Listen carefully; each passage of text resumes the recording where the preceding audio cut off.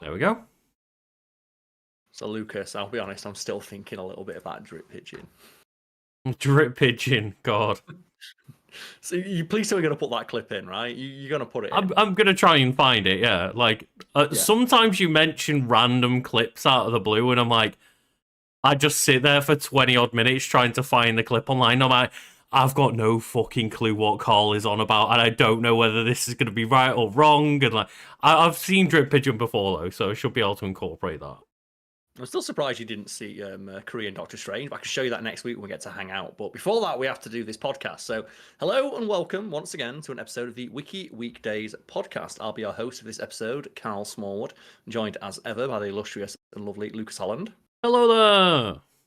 And yeah, anyone unfamiliar with the podcast, its format or what we do here, we'll be grabbing some wikis from somewhere online and then going through them and seeing what kind of conversation arises as a result. And because there's two of us, there'll be two wikis, and because there's two of them, let's of course make them fight. So a little gimmick we've started that we're quite fond of is we allow our audience to vote on which wiki they thought won this week. We can't announce which wiki won last week because it was a special episode. And why was it special, Lucas? Well, it was special because we only did one wiki. And that's not because we, just couldn't be asked doing a full job. It's because we had a guest on. We had the lovely Jailer on who talked about The Sims with us. And yeah, you can go check that episode out right now. But from this point onwards, there will be dueling wikis. So, Lucas, I hope you brought your A game, your A wiki. Right? Well, I mean, people can probably tell what wiki I brought based on the title and thumbnail for this podcast. It's such a weird game. I can't wait to hear more about it. But if anyone out there is a fan of, it's going to be Death Stranding, I assume, yes? Yes, it is, yes. The thing to keep in mind is that when you vote for which wiki won this week at the Discord, you find link below. It's not which wiki is your favourite subject or covers something that you personally like. It's which wiki you thought brought the best discussion to the table. It is indeed, yeah. And yes, and someone already mentioned in chat they're liking the pet of the week. It's like there's only two reactions you can have to the dog with demon eyes. It's either I'm scared or thank you for protecting me from things that are much worse, right? Yeah.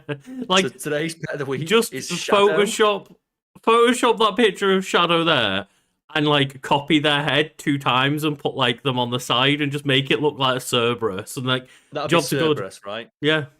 So everyone's listening to the audio version of this podcast. We have a gimmick we call Pet of the Week, where we allow our audience to submit pictures of pets, animals, stuff they, just any animal they think is cute, cool, or otherwise interesting to look at. Post it in our Discord. Everyone can vote on which one they think is the best. And this week we've got Shadow winning, and I'm terrified because there's something about dogs, right? They're so wholesome. Mm-hmm. They do want to protect you, but there's something about when spooky happenings are happening. And dogs seemingly know more than they're able to let on. For example, You must have experienced this, your dogs, Lucas, where they look into the corner of the room and bark at things you can't see. Yeah, and obviously, a lot of the time, more people that, think more in a kind of I can't remember the word, but a lot of people think it's ghosts and stuff, right? I can't remember the name. If you're more superstitious, that's the word I was trying to get out of my brain, and it just wasn't hitting. But yeah, a lot of people have always attributed that to ghosts and stuff, and it's it's probably just that they heard a noise that we couldn't hear in that general direction, right? Yeah, there's probably a ghost, but it's probably not a ghost. It's probably just a collection of spiders in your walls. And speaking of which, if in regards to spiders and their ability to just sense things that we can't see, have you seen if you put a spider under a glass and you film it with a camera? Do you know what the thing you press to focus in on a thing on your screen? Yeah. Spiders can seemingly sense that they are doing that and they don't like it. And when you try and do it to the spider, it'll move out of the way. Yeah. Same thing with when Pokemon Go came out and for some reason dogs seem to be able to see the Pokemon. They'd bark at where the Pokemon was, even though you can only see it on your screen. Even though it's just augmented reality, there's nothing there, and it's I don't doubt that animals are way more in touch with what's going on around them, because the point is that we've evolved to rely less on our senses and more on tools, right? Yeah. But that kind of stuff I just think is weird coincidences, infinite monkeys on infinite typewriters, right? Eventually, yeah, it's your mind sees and experiences what it wants to experience because we humans don't like not being able to make sense of things. Because So like if you need to create some explanation for it, you're going to do that. yeah, of the amount of people that play Pokemon Go with the dogs, how many dogs actually barked at the space where the Yeah. Pokemon was? Minimal, right? Like almost to the point of like complete insignificance in data terms. But if a dog was able to see something that's not there, it would probably look like Shadow does, which is the dog of that's one today's pet of the week. Just the Hmm. glowing eyes, like just the Mass Effect assumed direct control dog, Yeah, and just seeing into infinity there. it's always terrifying the way that it comes out on cameras, right, and in pictures. Obviously, it's just because their eyes are better and like reflect light way more, so they can see better in the dark. But like every time you get like those pictures of like Flash with like dogs or cats, where you just see like the glowing eyes of Doom, especially when it's like a dog like Shadow, where the dog's completely black as well. Yeah, there's a couple of like videos like are really unsettling for me. One is, hey, do you know like scorpions and spiders show up under UV light? Here I am, just in the desert, pitch black, can't see anything. UV light, and it's just like 8,000 scorpions. Yeah. Then another one is it's a great short film. I forget the title of it now, but it's something like God in a Photograph. Hmm. If you search that online, you'll be able to find it. And it's like the crux of it is it's only like 5 minutes long, so I won't spoil it too much. But it's someone looking at a photograph in which you're supposed to be able to see God, and spooky happenings happen. Okay. I would recommend it 'cause it's a 5-10 minute long. You can find it on YouTube. It's like it's not one of those things that's been ripped and put on YouTube. It's like the person who filmed it put it on YouTube because YouTube's a great platform for just short form content in that way. Of hey, we're not going to get a movie studio to pick this up, but we can record something for 5 minutes and put it on YouTube and Is get a couple that thousand like views. one of those stupid things where it's like the video game that you play for like 2 seconds and then the girl from the exorcism pops up and jump scares you or No, something? it's not like it's actually well made. Okay. Yeah, and there's a couple of ones like this. I think it's the guy who directed Lights Out. I think started where he was just making horror shorts of his girlfriend in his house, and it's the one where he turns the light off and you see a shadow in the hallway, and then he turns it back on and there's no one there. These are like a 3 minute long bit, but that ended up getting the dude a like a film contract because they wanted to expand upon that idea because it was very interesting. Turns out that was actually the prototype for PT, the playable teaser for Silent Hills. Possibly one of the scariest games ever made. Well, that's a topic for another day. And before we move on to your topic for today, Lucas, there's one more thing we need to shout out, and it's the names above our very head, yes? Well, not technically, no, because there's 2 different tiers worth of people above our heads, which of course that is like the special thanks appear on the screen tier, and then we also have our lovely shout out tier Patreons, which we normally have like a funny clip at the end of the Wiki Weekends videos for, but I thought like, okay, it's hard to put that in at the end of the podcast because they're like edited in after the fact, but yes, we can just shout people out in real time, right? We can. It only takes like a couple of seconds, so we can start with B of Awesome. I'm gonna presume the next one's Dan Daly. I didn't have the list up. I thought you were doing this. Yes. Followed by one Michael Tatum, and finally Lucas, but last but certainly not least. We have Woo One King Day Willy Wonka, which I'm not sure where the emphasis is meant to be because like there's no punctuation. But if you would also like to make us struggle with names, you can go to our shout out tier and support us there. But if not, you can just do nice things like subscribe to the channel, like this video especially while we're live, so more people can discover it, or like you know, any super chats that you send, we will read out at some point during the podcast as well. And just there's plenty of ways to help us out. And if nothing else, just watch the content. We really appreciate you being here. Yes, and while we're inviting people to click on things, there's one last thing I would like people to do if they have the time. And that is, there's an unlisted YouTube video for our channel in the chat and linked below. If anyone listening to this after the fact. Also, you can go check out the Discord. It'll also be linked there. And that is the isolated shout-out video for February. That's the people on the aforementioned tier. And a gimmick that I've been doing for that over the past couple of months we've had it is to edit in a silly clip for each and every time a name is mentioned. And for the first time while I was editing that, someone requested to have a specific clip played after their name. Yeah, I believe Michael Tatum sent a message saying like, hey, can you like use the the Fry saying like "shut up and take my money" clip because I want that After to go you say my towards name, yeah. like the idea of getting a goal of the gaming channel, right? Yes, but the idea behind putting the clips in is that we edit in us saying the person's name into a clip from pop culture. And no doubt there is a nigh infinite amount of clips I could use, but I have not seen every single piece of content ever created. So Mm-hmm.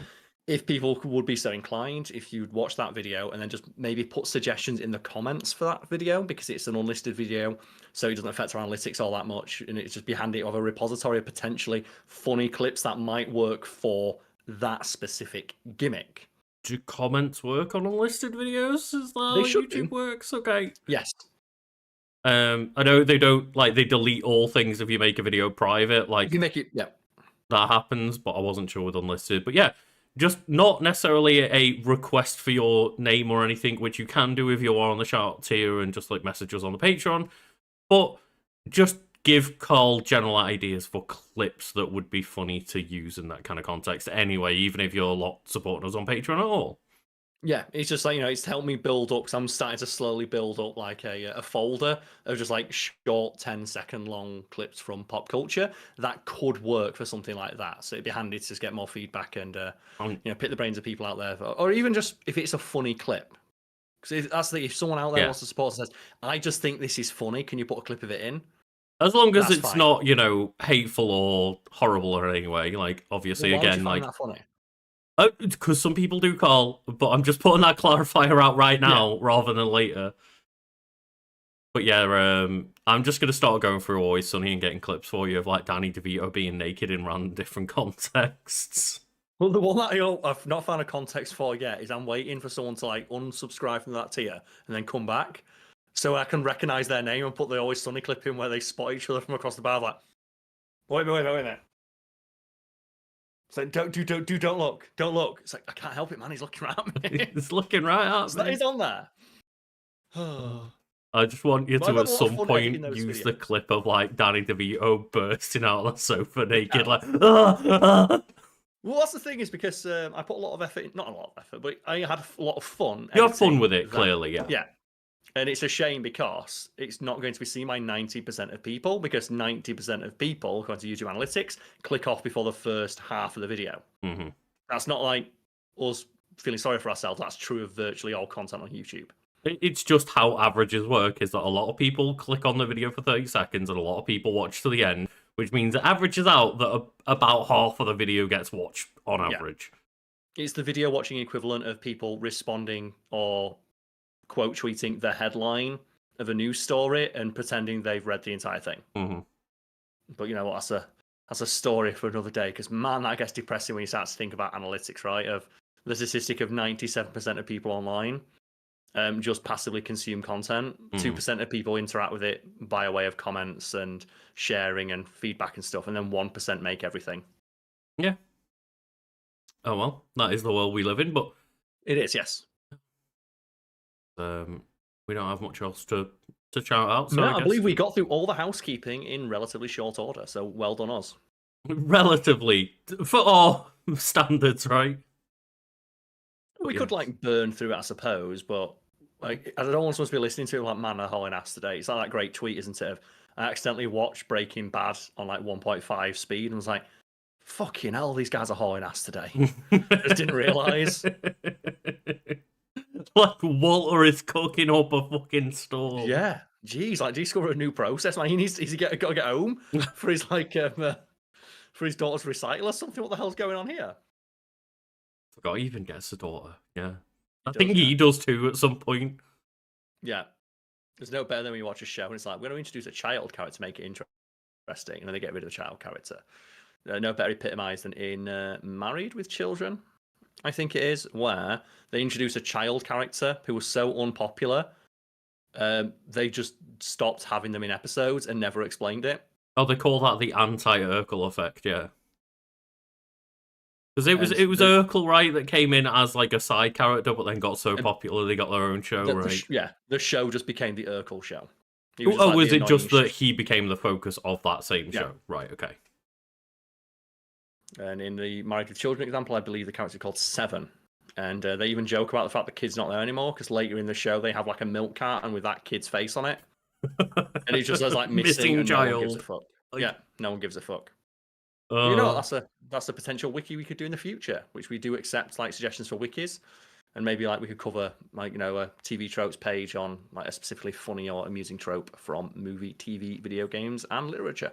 But not today. Today we're talking about what, Lucas? we're talking about getting rid of children, Carl, because we're talking about a Speaking game. of getting rid of kids, yeah. We're talking about a game where they dispose of babies that aren't good anymore, and it's like, oh god, dear God. Okay, so like Death Stranding has been on my list for years, and I thought well, maybe during the pandemic I can play it, and I just saw the one clip of it's you carrying Amazon delivery box, and I went, this is too real. And it's not actually Amazon, of course. It's not, but that for me is just like the fact that Hideo Kojima himself was like, I thought Death Stranding was stupid, and then I saw an Amazon delivery driver carrying a big box on his back fall down a flight of stairs. There was literally like pictures being shared around of like, oh, Hideo Kojima just perfectly predicted what was going to happen literally like a couple of years later or a year later. Of like literally people with like giant support exoskeletons on their back hauling out like 10 different delivery boxes, like, ugh. Yeah, so because I'm only familiar with it by reputation, what's the deal with the babies? Why are they carrying around like little baby pods? So Death Stranding deals obviously like I'll get into it properly with the help of the wiki, but yes. On a base level, part of the narrative is that there is kind of like a thinning between the world of the living and the dead. Okay, and fairly standard so far. Yeah, the babies, the ones that can see like the BTs, which are basically they're kind of similar to ghosts. Because babies are so close to being dead because they've just been born. No. Oh, okay, that'd be too simple for a Kojima story, I suppose. I believe the basic breakdown is that they are children that were going to die because the mum died in childbirth, and they have like that connection between both worlds because like the mum is dead but they've not died yet, so then they do surgery, take the baby out, and the babies are like bridge babies, which is what BB stands for. Okay, so has anyone told Kojima that he's insane? Because I didn't know it was. I thought like the explanation I had of like, is it? I knew they could. Is it because babies are so new that they weren't alive and now they are? So there's like a bit of time where you can still use that. No, they specifically have to harvest babies from dead mums during childbirth, or dead pregnant women where the babies are still technically alive, so that they're like basically halfway between both worlds. And I guess they industrialize that process. Yes, and literally, as I say, very early on in the game, until you find out that like as Sam Potter Bridges, you have this weird connection to the BB that you pick up from somebody else. They literally mark the baby for disposal because it's gone through too much.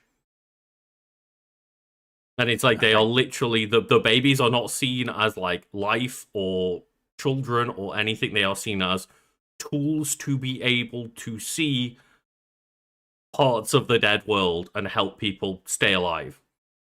Okay, so they're harvesting children to use them as resources for delivering packages. Basically keeping the world connected and stuff. Like, there's a lot of reasons. Like, basically anytime you want to go anywhere, there are BTs everywhere, which are trying to fuck up the world and basically end it all. And there's a lot of shit going on. And it's a... If you thought the narrative of Metal Gear was weird, like, it's so hard to explain, which is why I'm playing through the game again, which is why I got encouraged to talk about it again. Because there's a lot going on. Already I'm thinking... This seems like a story that has no parallels to the real world. I'm sure there's no like commentary on capitalism or industry when you are like grinding up babies for baby goo to power services. Yeah, and Black Zerk on TV in chat correctly summarizes ghost detector babies, which is a good way to summate it in a very simplistic manner, which doesn't explain a lot of what's going on. But don't worry, because the game will explain things a lot. Oh, that's one of the things that Kojima is like infamous for. Of the 2.5 hour long cutscene from Metal Gear Solid 4 that tells you the entire plot. Yeah, exactly. And like playing through Death Stranding, I think is like a really interesting experience, and I'm mostly there for what I see as like pretty meditative gameplay for the most part. I think the gameplay is just so unique that it keeps pulling me back in even when I have problems with the narrative. Also, the world as well, from what I've seen, is very, even though it's quite horrific and very oppressive, it has such a unique and interesting atmosphere. And It's Roar of Earth, I believe, right? The original soundtrack. Low Roar was Low Roar. That's it. Sorry. They were one of the featured artists. They didn't do the whole soundtrack, but they were one of the artists who were most heavily featured, including like Churches as well, and another artist as well. I can't. It's basically whoever Kojima likes, right? Because he's been given like free reign, and just whoever Kojima has a crush on or thinks is cool gets to be in his projects now. Well, it's very funny because like well, I guess it's kind of funny because I was watching Kind of Funny talk about Death Stranding and Kojima because they went to a trip to Japan and visited Kojima Studios and gave him some gifts. And one of the gifts was Roger from Kind of Funny was like, this is an artist that I'm really into, that I really think you would like the album of. And he specifically picked the one where she's like in some like hot gym clothing on the front cover so that Kojima would pay attention to it. The thing as well is that's so, I'd be so embarrassed to do that. Well, like the funny thing is, I think you'd like this album. It's like, it's funny because literally then you see the timeline across Kojima's Twitter where he's like, hey, I'm going to listen to this artist. Hey, shit, I really like this artist. Hey, this artist is now in my studio and I'm capturing them for the game. Hey, this artist is probably going to be featured on the soundtrack. And it's like... Yeah, I'd hope that a content creator would not have... We've experienced this, Lucas, either vicariously and... I think... People like, when you take a suggestion from someone, they sometimes believe they have ownership over the entire creative output that as a result of that suggestion. Yes, I know what you mean. Creator themselves wouldn't think like, well, I'm now responsible for that. Yeah, I know what you mean, but like it was very funny hearing that entire process from like watching their content and him saying like, oh, I think that the Kojima would like this artist, all the way to like months later Kojima being like, I've got this person in my studio and I'm getting captures of them and stuff. It's just whoever he's got a crush on, right? It's like with Hunter Schafer. Everyone's like, Hunter Schafer's going to be in the game because Kojima is just like,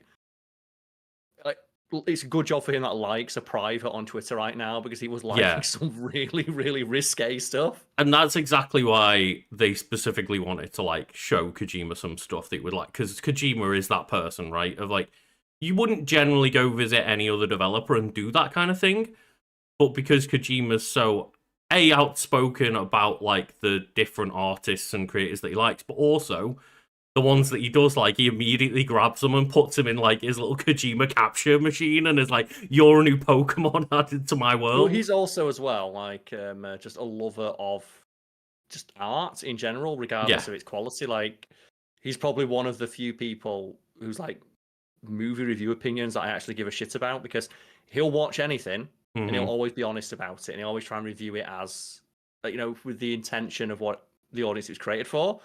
Yeah, to an extent, but I do find it very funny because sometimes it's like, here's a picture of a film I watched, and his tweet will be like gushing about this picture and explain all the intricate thoughts and detailed opinions he has on it, and then you'll see like, I watched Venom: The Last Dance. Yep, and he just doesn't say anything about it. It's become shorthand for if Kojima says just I watched the movie and offers no additional commentary, he thought it was shit. Yeah. But if he says like it's small, it's like, oh, I thought it was good, here's a part that I liked. But if he gushes on about like some particular element that he found interesting and will presumably steal and homage in one of his own games, because he's a homage creator. Homage is like generous at times, right? Like sometimes he just basically straight up steals shit from other creators, but Yeah, in a John way that Carpenter, he for example. wants to pay reverence to them. I get it. Yeah, it's not. He doesn't steal it thinking that it's now mine and I want to get away with it. It's genuine reverence from him. For example, with Metal Gear Solid and John Carpenter and Escape from New York. Straight up, just Snake is ripped off from Snake Plissken in Escape from New York, right down to the name Snake, and the art for like the original Metal Gear Solid game is just Terminator 1. Right, it's the Joe like Michael Bean hiding behind the bin with a gun, right from a Terminator. Right, yeah. That's Metal Gear Solid 1. They just traced over that because it's like something Kojima likes. And in regards to Snake Plissken and Escape from New York, the rights holder were like, okay, we can sue him for this. Because he's ripped off our character. The character even has like the eye patch. They've got the name. He's got the themes. It's the outfit. And then John Carpenter just told us like, no, fuck off. Like, no, but we'll win. He's like, I don't care. Yeah. Kojima called me and asked me, and I said yes. Fuck you. It's like again, he's doing it in a respectful, reverential way. He's not like, hey, this shit's mine. He's just like, I'm a big fan of movies, and I'm gonna keep putting like straight up movie references in my shit. Yeah. And because John Carpenter found him to be a pleasant individual who seems to have a genuine enthusiasm for his work, he was okay with him homaging it, even though, legally speaking, he probably could have been sued. Yeah, like, it was close enough where if John Carpenter wanted to, he could have sued him. But he's like, no. Obviously, also like there is a lot of things like I'm not 100% sure because I'm not a fucking lawyer.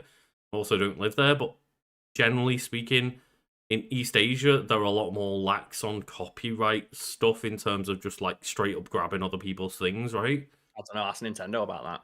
Well, yeah, there is that. But like, there are examples of just people and companies just not really giving a shit and just straight up copying stuff. Well, for Metal Gear Solid as well, it's because it was a video game, and video games weren't, especially at the time that first Metal Gear Solid was being made, they weren't really that popular, and they were seen as being lesser than other forms of art and expression. And I mean, still are by a lot of people, still right? Are, but as a result, something like, hey, we've just straight up, like, I get it with the Snake Plissken thing. It's a reference, it's a bit close, but ultimately it's paying homage to something because he was a fan of, and the original creator was a fan with it. The Terminator thing, that's just straight up plagiarism. They trace over the original image. That's tracing. That is like, fuck. That is, no, you don't allowed to do that. But he got away with it because no one gave a fuck. And after the fact, like, Metal Gear Solid became this huge, big, influential thing. So now it's just seen as like, oh, it's a cool reference. But that one, I'm like, that's not okay. Not really, no. Over the original work, and you traced over someone's actual real face, and that person is Michael Bean, and they own the rights to their face. Yeah. Same for like David Bowie. Like Kojima's like ripped off David Bowie for like 5 different characters. Like straight up, like different like eras of Bowie or different characters, right? Yeah. Like Ocelot, just straight up is based on David Bowie. Right. Okay. Yeah. Fair enough. Like, you can say that's a homage, but at the same time, David Bowie is entitled to his likeness rights. Yeah, and nowadays he at least seems to be better with that in the sense that, like, yeah, he tells people, hey, I want you to come to my studio and I'm going to put you in my little capture device, whatever he fucking does to get, put people in, like, you know, the room with all the cameras, get your digital likeness. I'm now going to use that for everything I ever do. Yeah, I'm going to add it to the old Kojima Masturbatorium. Yeah. Yeah. You know he does. Well, the worst one was like Metal Gear Solid 4 with the beauties, right? Directing them in the voice booth to make sexual noises after scanning every inch of their bodies. Like every orifice, Karl. It's like, oh, well, we had to do that because they're wearing skin-tight outfits. It's like, they're only wearing skin-tight outfits because you wrote them to wear skin-tight outfits. Yeah, it's like when I have a go at the character, who's the naked lady in Metal Gear Solid 5 again? Quiet, that's the one. And I'm like, okay, Stephanie Houston as well was the actress on which it's based, who also got scanned in. Yeah, of course. And Kojima has to be a fan of their music. It's like, oh, hey, she's like an attractive woman, don't get me wrong, but like, is there really any need to keep zooming in on her asshole every time and also make her a character that canonically, like, basically has to be naked? Mm-hmm. And then people are like, oh yeah, but it's because of like the fact that she has to photosynthesize and all this, and that's like Well, so did the part end. of her power set. And it's like, well, A, so did the end, and B, they're the people that make up these fictional characters. They wrote that in. You know that, Yeah. right? Like, it's like the Bayonetta one, right? But her hair and her clothes are the same thing, so she has to get naked to use her hair as her powers. And it's like, but that's made up by somebody who made that choice. Yeah. It's like the character isn't real, they don't have agency. Yeah. Someone outside of the game in our world made that decision, and 90% of the time, the person who made that decision is a horny guy. Mm-hmm. Usually in his 40s or 50s. Yeah. And that's why it's like it's difficult. I see we made a joke about it years ago now of Hideo Kojima is the Quentin Tarantino of video games, in that they're a homage creator who's made some really good stuff, but it's really fucking weird when you look at some of the specifics of what, because they're so unapologetic to themselves, but so much themselves in their work. It's really easy to start to see what they like with Tarantino having a foot fetish, and Kojima going out of his way to always put in half-naked singers into his games that for some reason are in love with the OC self-insert and will just wipe their arsehole on the face. Yeah. And anyway, Karl, the reason that I started replaying Death Stranding, and the reason I'm talking about it today because I'm replaying it, is that literally, like, basically the moment we end this podcast, there's going to be a PlayStation State of Play at the time recorded. And you're pointing to a stands, right? Like, I'm going to bet that there is a what? A remastered I'm betting that if nothing else, there's like a Death Stranding 2 trailer coming, because Kojima's been hinting at like, hey, here's the Adobe Premiere timeline of like the trailer that I'm working on right now. And he always teases like that when he's been editing his trailers, and inevitably the next chance of like a showcase or something, there's a Death Stranding 2 trailer that just happens to be there after he's tweeted that. And yeah, well, I'll give him props for like editing his own trailers.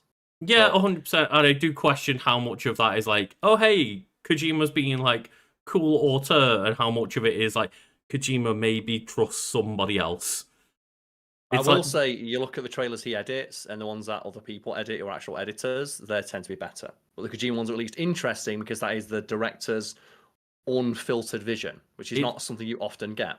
Very often, I think of it is very similar to like a creator like Masahiro Sakurai, who makes the Smash Brothers games. And like, it's not just him that makes the Smash Brothers games, but he is clearly a fucking control freak.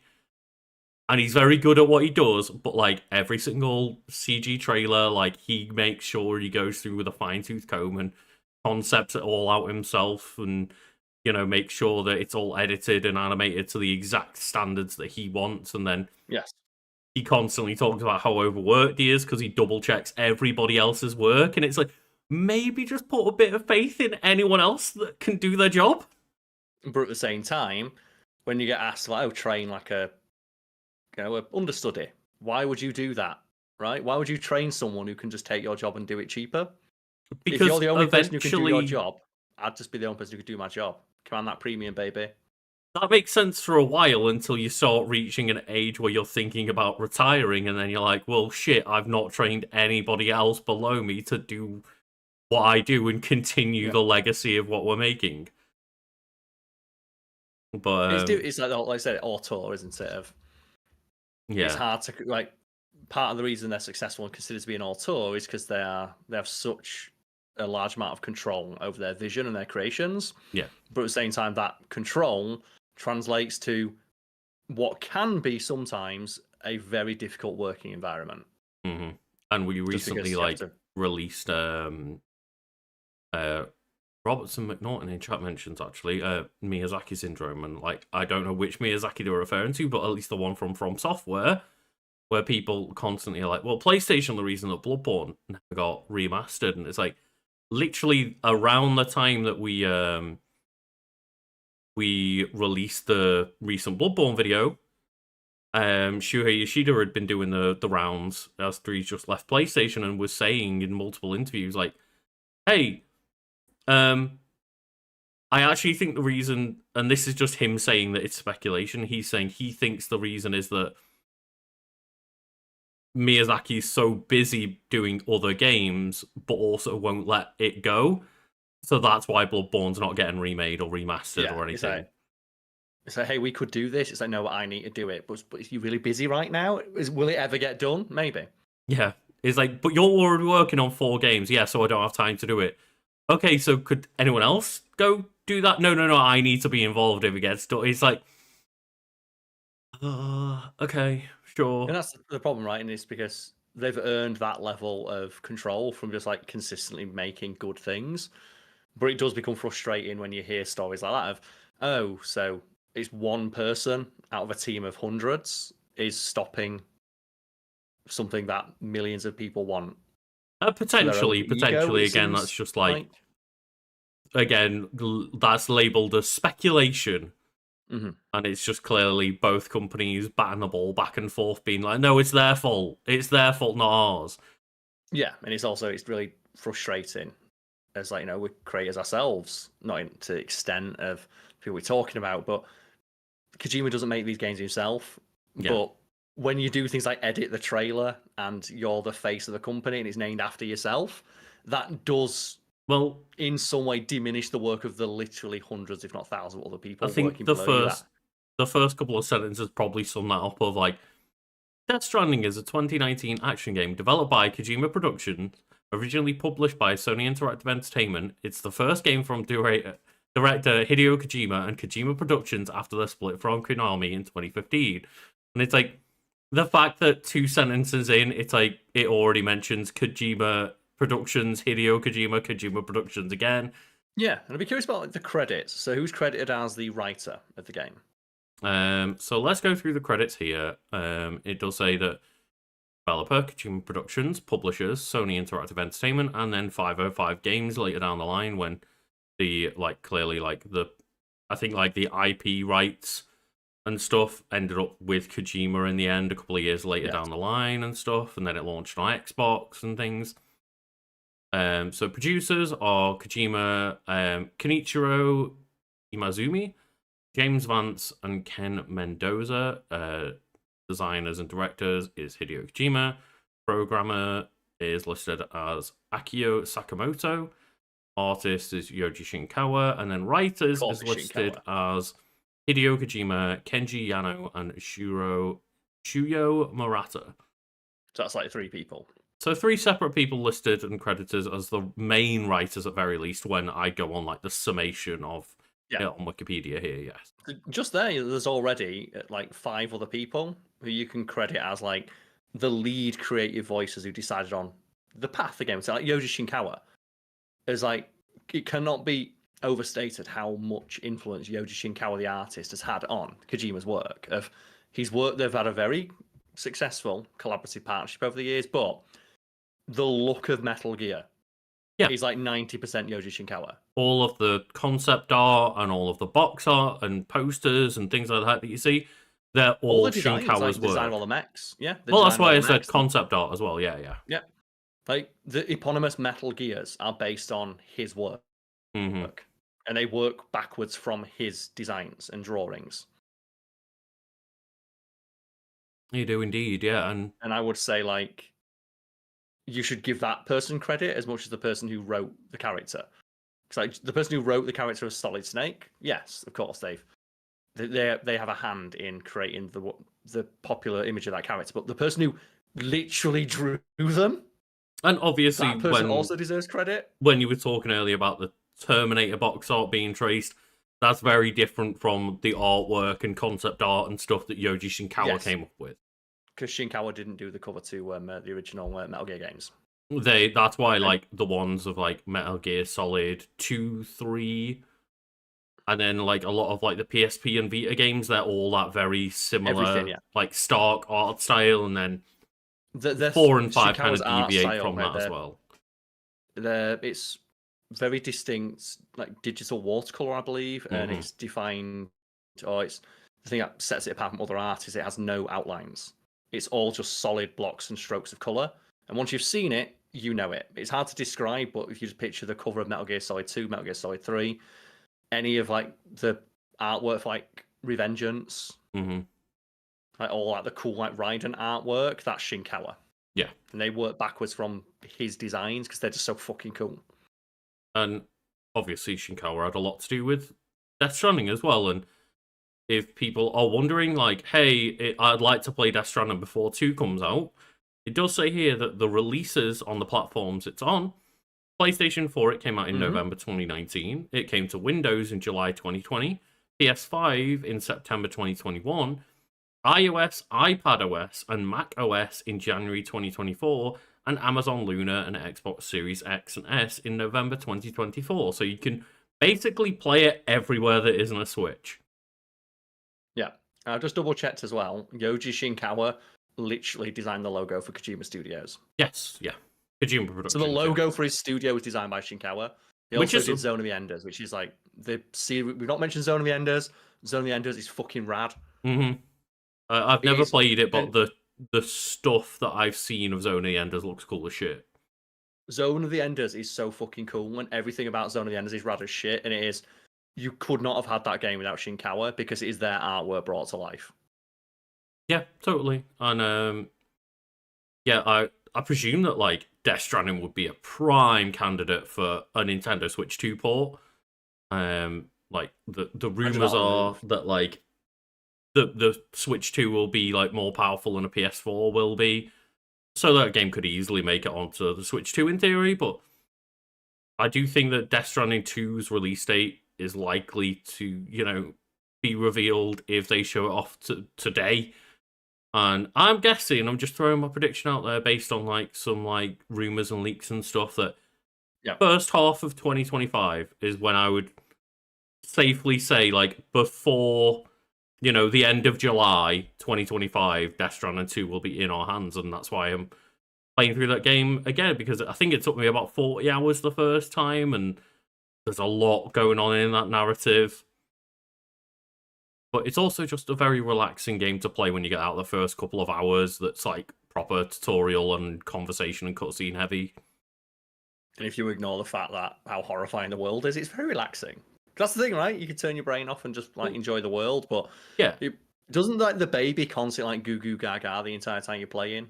Not is that a thing? Overly. If you like absolutely eat shit down a mountain and land baby first, then the baby will start crying, and you've got to like get your dual sense out and start rocking the dual sense to soothe That's the the baby. Other thing as well about like Metal Gear, Zone of the Enders to a lesser extent, and this game Death Stranding is the weird novel systems they put in. Yes. I'm a fan of those, like, because allowing you to interact with the medium of gaming in a way that is not to be expected and very often is not utilized by other games. For example, Metal Gear Solid like 1 for the PS1. It reads your data on your memory card, right? Yeah. It's like, I see you like Castlevania. It's like, wait, what?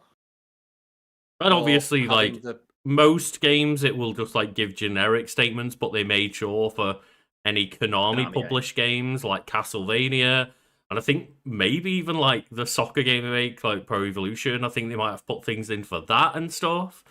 Probably, and then like the thing of, we want you to experience the game as a complete package. So the Merrill codec number is not listed anywhere in game. It's on the back of the box. I mean, that's more piracy protection than anything else, right? Also, it's kind of cool, right? It's cool, but that's definitely like an old school thing that a lot of games used to do. Like the Monkey Island games and a lot of those adventure games would come up with like novel things that they put in the box, like maps or like puzzle solvers and stuff. And it's like, refer to your puzzle solver in real person to like make sure that you can solve this puzzle in the game on your little scroll wheel or whatever. That's pretty cool, right? It is something, another way to interact with the game that I'm not really familiar with many other pieces of media doing. And it's interesting, a novel way to put in piracy protection, and I think it's a fun way to do it. But that was definitely like the intention with a lot of those games, is that then you had to make sure you had the physical box with you when you played the game. Otherwise, you can't call Merrill. But then just other things like the PS2 era. With Metal Gear Solid 3, it took advantage of the internal clock, most notably to kill the end early by just fast forwarding 2 weeks, but also the food in your inventory would rot. And also just that was perishable. like all of the cool systems, like the stuff where you like have to heal your own wounds, and the camo systems and Yes. stuff. Just all of those kind of things you don't really see in like any other game. Yes, and the fact as well how in depth they are. For example, you said the healing system. So if you can break your leg in Metal Gear Solid, and if you just lie down on the floor for like half an hour, it'll heal on its own. Which obviously is not how it works in real life, but the fact that if you can just lie down on the ground and wait, the wound will heal over time, but it will heal slower. Yeah, that's Also, the thing, said, right? like, food will go off. In theory, if you left a broken leg long enough, it may be able to heal itself, depending on the severity of it, but that's just got to be shrunken down timeline-wise to make work for a video game, right? Yeah, also, for example, food going off. Fish goes off faster than other food because fish naturally rots faster than other forms of food, which is a great detail. Then there's stuff like regards to eating food. If Snake doesn't like something, if you can eat it over and over and over again, Snake eventually becomes accustomed to the taste. Likewise, food they like, they'll eventually become sick of it. And one thing that Kaylee in chat mentions is like the idea of a Strand game, which is part of Death Stranding, and just it maybe is a bit of like Kojima sniffing his own farts when it comes to like this is a brand new genre of game, but it's similar to the ideas that From Software use, where it's kind of it's basically that taken to its logical extreme, right? Yes. FromSoft is a much more elegant solution, I believe, because FromSoft it's not too intrusive and it's funny. Yeah, whereas in FromSoft games, generally speaking, you can leave messages on the ground, and you can put try finger butthole, and you can like, you know, lay that anywhere in the world that you want. Other people then, if they're playing online, can see all the messages that have been left and rank them up and down and stuff. Death Stranding, as you say, like it interacts with your world more because the game is a lot about traversing through difficult landscapes, and people can do bridges and stuff, right? Yeah, people can do as much or little as like leave little notifications to like, you know, be like, oh, well, there's a thing here, or like sometimes they can leave vehicles in the world for you. Sometimes it's bridges or ladders. Sometimes it's as much as basically like people can come together as essentially an online community to start making entire highway systems that can run from city to city, and it can get so extreme throughout like the progression of the game, and which is interesting, but I still think FromSoft do it better. And even though the FromSoft systems aren't as in depth, the fact that they're there has allowed a community to basically create their own meaning from them without the game explicitly telling them to do so. I get what you mean. However, I would say as somebody that's completed Death Stranding that I much prefer how cool and in-depth Death Stranding is, because of course, yes, the feeling of normally when you go into a new section of the game and a new section of the map, because like the narrative construction around this game is that it's set in the United States following a cataclysmic event which caused destructive creatures to begin roaming the earth, and basically like the United States are not united anymore, right? And you as Sam Potter Armstrong got his way. Yeah, basically. You start reconnecting the country and trying to do that, and as you first traverse through the new landscape and the new area that isn't connected, it's like a fucking ball ache because you're not doing it with anyone else's help. And then you finally get there, you do like a couple of tasks for somebody, convince them that being part of the system is a good thing, and then you finally get them connected. You're effectively rebuilding. Yeah, you're effectively like just reinventing communism in the game, right? And yeah, I can see the social commentary aspect there of things are easier when we all work towards a collective goal. Yes, but it's like the catharsis moment of finally getting them connected to the rest of the system. That's when everybody else's things appear in your world because they're now connected to the network. And you're like, it's so much easier. Yeah, the moments where you get like, oh shit, someone's like built a fucking highway to get back, and it's like, holy shit, everything's become so much easier, and like it works its way into the entire narrative of the game, as you say, of like connecting people makes everyone stronger together. But also, as cool as that is, I still don't think it's going to beat the clip I've seen of the person who invades in Elden Ring as the drip inspector. And they do like the JoJo pose, and you've got to like walk around and show them your drip. And if it's good, they'll leave like 1,000,000 runes on the floor and fuck off. Because like, see, people are creating their own narratives, right? Or like the people who invade as groups of 3 all wearing the same outfit, and it's like, oh, you know, you're fucked now, right? Yeah. When 3 dudes come in all dressed in the same outfit with the same weapon. Like, in terms of there being an invasion mechanic, obviously, like, an element like that where you can actually physically interact with each other would be cool in Death Stranding. But in terms of the stuff that you can interact with without invading or playing co-op, I think that those elements are way better done in Death Stranding rather than just, like, leaving messages. I am just a fan, though, of the evolving player-created narratives that happen in, like, Souls games. Like I said, just the drip inspector. He's like really fun. Or like the guy who's just called the Watcher. Oh no, it's there's a playthrough by the best friends. One of whom's called Wooly, and they invited their own fans. Like, hey, invaders, if you can, here's like the game we're playing.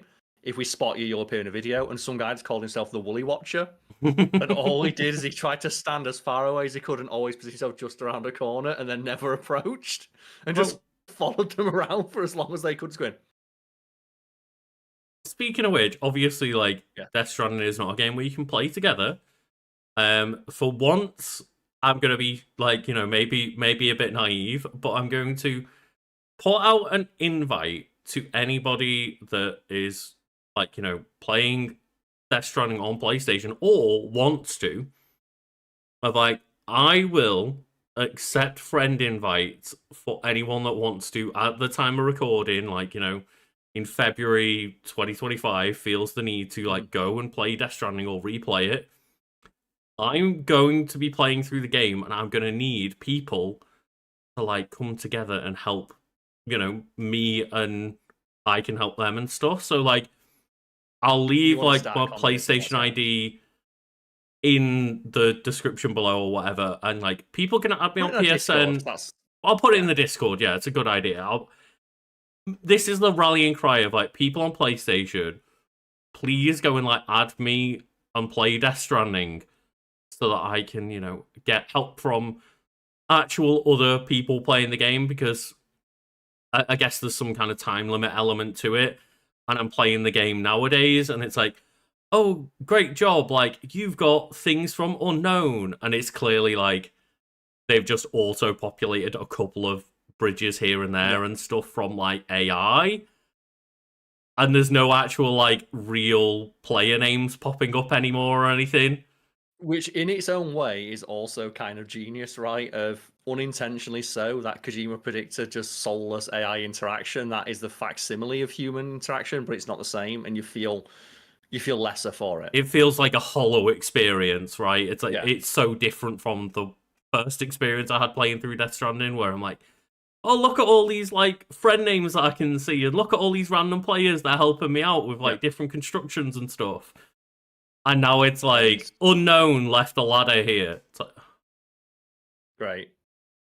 You know what, I'll make the same offer when like that Monster Hunter Wilds game comes out, of like I will want the ass of any like monster you are struggling with. I will be that dude who rocks up in like the end game armor and wants the ass of the Tiger X for you. Just stand back and watch. That's like another one, is the FromSoft thing. Is it let me solo her? Oh yeah. Whereas the dude comes in completely naked with a pot on his head. Is like, I'll beat the hardest boss in the game, which I thought was great, right? Of just that dude is like, hey, I'm just gonna solo Melania. I mean, it was fantastic, and like I remember just seeing that post for the first time. It's like, oh, that's funny, and then more and more people are like, oh no, let me solo her chain, like turned up in my Melania fight as well. And they were just going on a rampage of like doing hundreds and hundreds of takedowns. It became like an organically spread legend. Like it became a digital bit of folklore of like people thought he was made up, and then like, no, I met him too. Yeah. And then they started getting the pretenders as like the ones who were like, let me date her, and it's like the guy who had the flower weapon and would just go up and do that. Or my favourite was just Fat Malekith, who just dressed like Malekith with a big hammer. People like just like cosplaying as like characters in the thing, of like the guy who's just like it won't let me solo her. It's like let you solo her, and all they do is watch and do the clappy mode. Oh god, that's the thing is, apart from like the subsection of the community that just wants to backseat game, like the From Software community has been really great in like making those games sing even more, right? Yeah, it's like I remember when there was a journalist. It was like it's the hardest I've seen anyone roasted. It's like we should remove messages from the game because I clicked on one that told me there was something off the edge of a map and I walked off and I died and I was like, you fucking idiot. That's the funniest thing. It's either you find a secret or it's the funniest fucking thing in the world. Mm-hmm. Like you don't get experience like we talked about in the Elden Ring thing, like the giant steel ball, where it will change its momentum to like knock you off the edge of the map, and it's like no other game hates you as much as that game does. Yeah. But because they commit to the gimmick of like just no fuck the player at every possible opportunity, it earns that.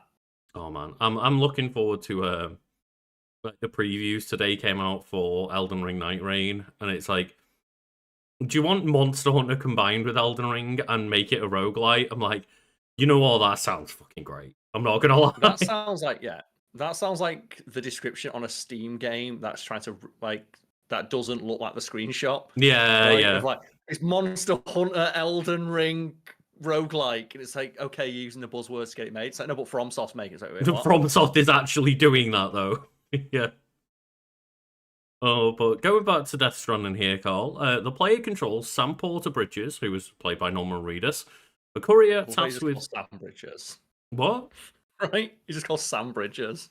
Well, that's like Uncle Sam Bridges. It's like, are you fucking kidding me? That's the kind of like point is that the names in the world again, like commentary on capitalism. He's called Porter Bridges because he's a porter that works for the Bridges company. Like his existence is like his job down to the fact his name changes depending on his job. Yeah. And it's like, yeah, you basically are only identified by job and company. Yeah, I'm sure glad we live in a world where that's not the case. Right? I've not met someone called like Taylor or Thatcher or anything like that. Karl writer YouTube. Well, said that it's like podcasters, isn't it? If he was still named like when people were called like Thatcher or Smith, it's like there he is, TED Talker. Oh god. But yes, Sam is a courier tasked with delivering supplies to isolated colonies and reconnecting them via a wireless communications network. Alongside Norman Reedus, the game features just like everyone else in Hollywood, just Mads Mikkelsen, Leia Seydoux, Margaret Qualley, Troy Baker, Tommy Earl Jenkins, and Lindsay Wagner, in addition to the likenesses of film directors Guillermo del Toro and Nicholas Winding Refn as supporting characters. Isn't that the thing? It's like you got Guillermo del Toro in, but like Guillermo del Toro was like, I'm not a voice actor. It's like, fine, we'll get someone else in. Because they have Guillermo del Toro not voicing himself, right? Do they not? Well, he said it's the likenesses of. It's Guillermo del Toro, it's his likeness, but not his voice. Right, okay, yeah. Unless you either do like in Mortal Kombat, it's like it's Arnold Schwarzenegger's likeness for Conan, but not his voice. They got another dude in to do the voice. Fair, yeah. Right. It must be weird, right? To see someone else's voice coming out of your face. Yeah. Or to hear someone else's voice coming out of what you see as your face. I mean, fucking Jeff Keighley maybe did his voice. Can get him all too busy. Like, god damn it. No, but like Jeff Keighley was literally a hologram for 30 seconds in the game as like a little nod to them being friends, whereas Guillermo del Toro is literally like one of the main characters of the game, or Heartman is who Guillermo's like likeness is played with. It's weird as well because he's always done that, right? Even back in the like the beauties, they're all models, like real actual models, like Kojima had a crush on. Mm-hmm. In the magazines you'd find around the game, like the pornographic actresses, they're also real people. They're also real models, like, right? Yeah. Yeah. Yeah, I mean, he's always had, as much as, like, he has had the technical capability to put real people in, he has done it as much as possible, right? And just, yeah, like, obviously, the Metal Gear Solid original actual, like, characters are just, polygonal blocks, right? But yeah, fuck it. We have the technology to scan pictures into the game and put random models into weird porn magazines to distract guards.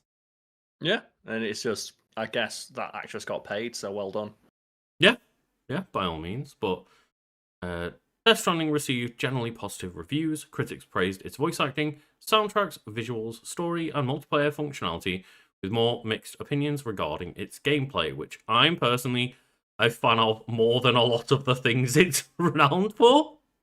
Yeah, so I've heard the gameplay it's similar to Metal Gear Solid 5, right? Where there's nothing really that gives you the level of granularity of control, which can be difficult to get to get to grips with once you've got your bearings. There's no other game like it, if I'm understanding it correctly, right? Yeah, it really is unique in a gameplay sense, and like it basically, as I say, mostly is a game about like figuring your way across difficult landscapes, and the idea of a game making you think about the way that you've like stacked cargo on your back and arms to make sure you're They are the balancing funniest well. gifs about this game. Yeah, of Sammy in shit, and like just doing like the stumble and seeing all the boxes. But when they specifically go off a cliff, and it's like, oh, I'm not getting them back. It's just when you see like, oh, fuck. It's like when I was playing Red Dead once, and my horse got hit by a train. Oh no! But it got clipped like on the back leg, so I was running. I can make it past that train. Like the horse's back leg did it, and it span, and it went off a cliff. And I was looking, went, I'm not getting that back. Like, I looked off the edge and went, oh my god, oh my shit, it's on the back. It had like 4 pelts on the back as well, an alligator, and the alligator went flying. I'm like, I'm not getting that, am I? But like, I just did one mission where it was like right at the top of this really awkward mountain, and I got all the way up there, like finally got it, and was like, okay, at least the way down will be a lot easier. And on the way down, there was like this lost cargo of like alcoholic beverages. You'll get this many likes for delivering it, and I'm like, you know what? Okay, sure. But I picked it up and it was like 60 kilos and put me over my weight limit. So that means you just like trudge along. And I was like, well, yeah, I'm at the top of a mountain. So we just got to a place on the mountain where like there was a nice clear path and just let it go. And it just like tumbles all the way down. Like you see the little like safety straps on it flashing red, like, ow, ow, ow, ow, ow. But then it gets to the bottom and I'm like, oh, well, container repair spray. Just spray it down, and then I've only got to carry it like 20 feet. Hey, man, if it works, right? And I love little like gameplay elements like that. And as we were saying earlier, you can mess with the system and like you feel like you're clever because you outsmarted the game, even though you're using the systems the game gave you. Yeah, and it's kind of one of those really satisfying things as well. It's similar to if anyone's ever had that feeling of like Bethesda jank jumping their way up a mountain in Skyrim. Oh, like, yeah. Finding those tiny little bits of just enough, like similar to like climbing in Breath of the Wild, where you can like just find these tiny little platforms on sheer edges that you can be able to stand on, and then you can place another ladder on top of that sheer edge to get you to the top and stuff. And like, yeah, it's such a like clever system in terms of like you feel like you have the ability to push the game and figure things out by yourself, and I love games like that. Yeah, and like in regards to like Skyrim, the trick is you look down at the ground and then walk backwards and jump. I don't know why that works, but it does. But like you mentioned like just how janky that game is. Something I didn't even know was in the game, but I saw a clip of and I was on my ass. I was like, no. He's like, hey, did you know that like you can do this to fireflies? It's like, what? And someone just walks up and just jumps on one because they have a hitbox above their head, so you can grab them and you can stand on that. And it's just someone stood on a firefly flying into the air in third person. And it's like, I love you, Skyrim. Yeah. Never change. Oh god. And yeah, it's one of those things of if someone's listening to this and like, again, the opening and end of game is very chatty and very cutscene heavy. And I'm going through to try and remember the ending. I remember being a bit underwhelmed by the ending, but just the actual gameplay mechanics and being such like a mechanically heavy game, like that's what kept me playing through. And I think there's elements for people who are very narrative based gamers, and there's a lot of elements for like somebody like me, where just both are so either interesting or unique that one being weaker in your opinion, you can probably push through for the other side of it, right? Yes.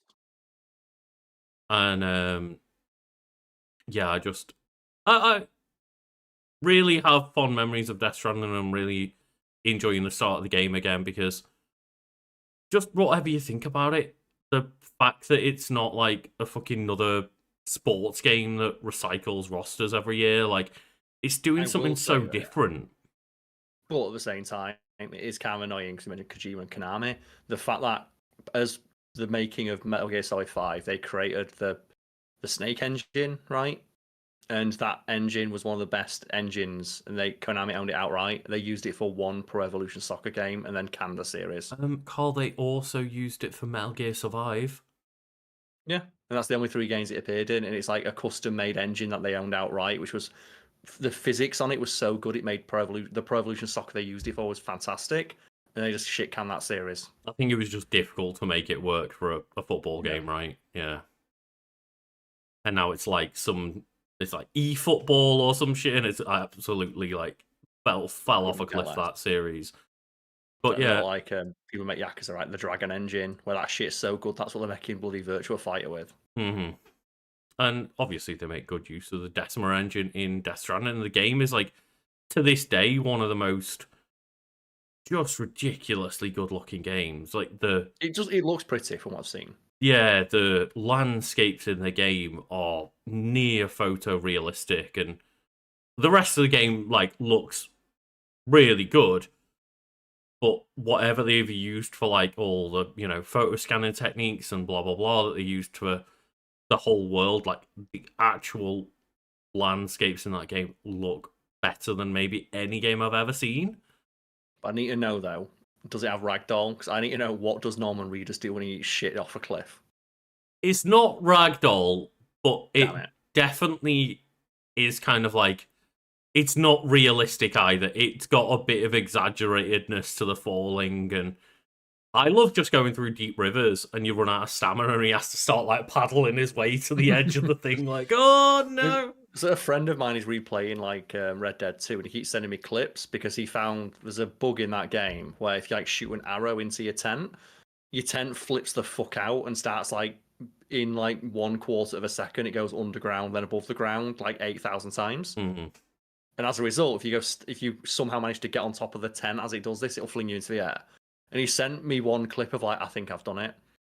And he did it, and he got sent to. He literally went to Mexico. Like his character flew for like 45 seconds in the air and landed in Mexico, outside of the confines of the map.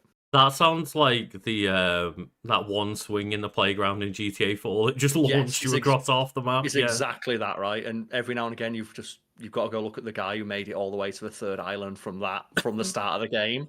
But the best bit is because if you go to the third island from the start of the game, you get shot, like the police come after you. You get the wanted level of like 4 or 5 stars immediately, right? Yeah. And before, like, and he's in the air that long, by the time he lands, there's already police cars waiting at him. It's like they're shooting out of the car with shotguns. It's like, man, Nico had a bad day, right? Because I think the way you do it is to make sure that you can pop it is you got to have someone in your car. Yes. When there's someone in your car, you have more like resistance to being flung out the windshield. Mm-hmm. So Roman's in the car not the entire time. You just hear Roman going, "Nico, we're going the wrong way," and it's like, we're going to fucking space, Roman. But what's the wrong way? Up.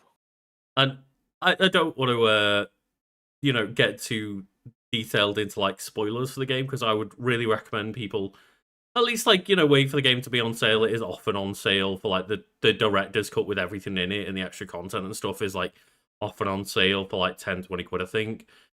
And just it's a really interesting game, and I'd say if nothing else, it's like nothing else I've ever played.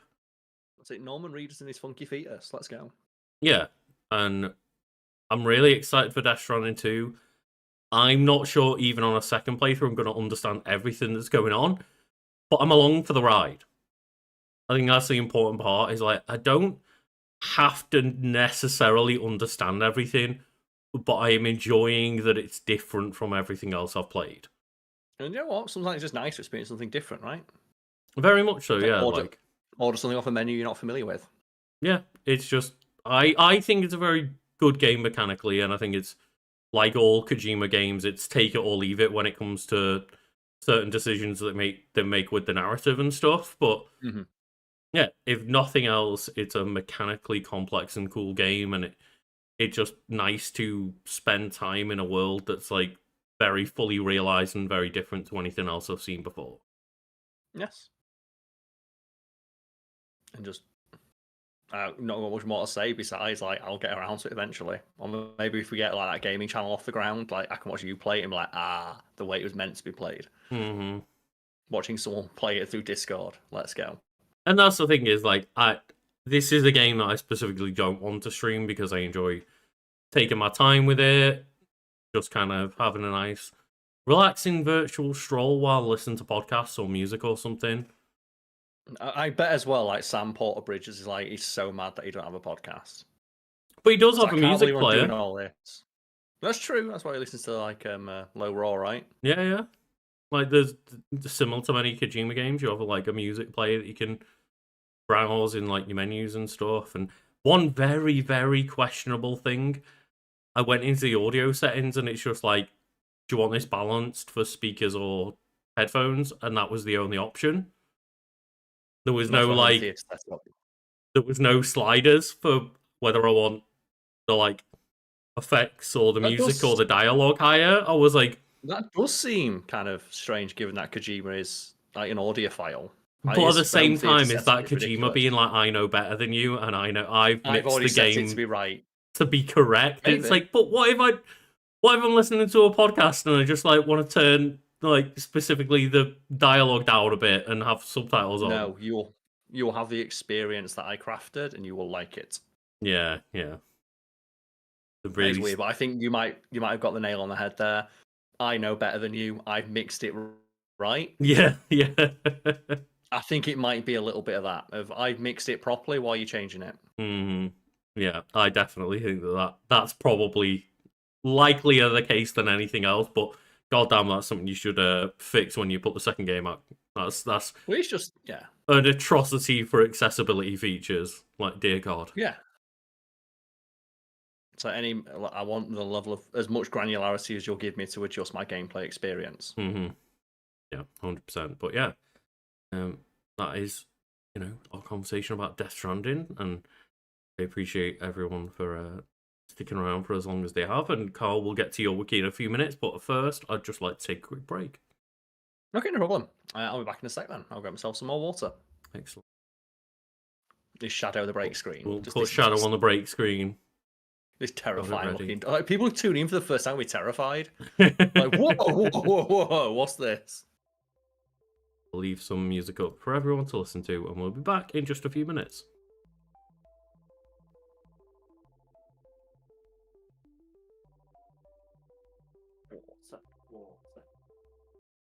There we go. We are back now, Karl. Perfect. Oh, and is there anything housekeeping wise that we need to go through? I don't believe so. No, I think we got it mostly covered throughout the intro. The only thing really to mention would be just hey, we've got Twitch streams. We make content elsewhere online. You can check that out at the links you find below. But I believe myself and you have fairly sporadic stream engagements for the next couple of days, right? For secret reasons. Secret reason. It's just the funniest way to word it. Yeah, sure. But I should be streaming some... No, I was about to say I'll be streaming Pokemon tomorrow night, but I'm working. I've just realised that. I'm working till like gone 10 o'clock tomorrow, so... Yeah, I'll probably be streaming, as you say, like sometime sporadically, but you can follow me, Legend of Kanto, on Twitch. You can follow Karl on Twitch at Karl's Wood. And yes, that's the one. I also keep forgetting to mention that like people can go follow me on Blue Sky. I'm Legend of Kanto there as well. I don't really use Twitter anymore. I've just abandoned X. Yeah. I've abandoned that platform. So if you did follow me on X at some point and you want to just essentially follow the same thing, I'm now just over on Blue Sky. I'm not, but I've also similarly abandoned my Twitter account. Like, it's still there. I'm not making it private, and I'm not announcing that I'm not posting it anymore. I'm just not posting on it anymore. So Exactly, if you do yeah. have DMs or anything to that, it's not happening. So It is true. The classic dead name it, because like if Elon's gonna dead name their daughter, then I'm gonna dead name Twitter, right? yeah. So yeah, fuck it. But And that's the thing, because me and you we were like meeting up physically in person, not like in that way, but we're gonna see each other in person next week. Well, the day we're meeting up is the, like 12th anniversary of Metal Gear Rising: Revengeance. oh no, Normally on the anniversary I'd stream the game, right? But I yeah, can't because I'm not going to be you're not gonna be at home. in Sheffield. So Yeah, as I was double checking, I'm like, hey, so are we meeting up on the Friday or the Saturday? Because if it's not the Friday, I might have something to do that day. So maybe I'll do something on the Thursday, leading into the anniversary. But I'll have to see as and when I'm free next week and figure that out. But potentially next week there'll be something to do with Metal Gear Rising: Revengeance.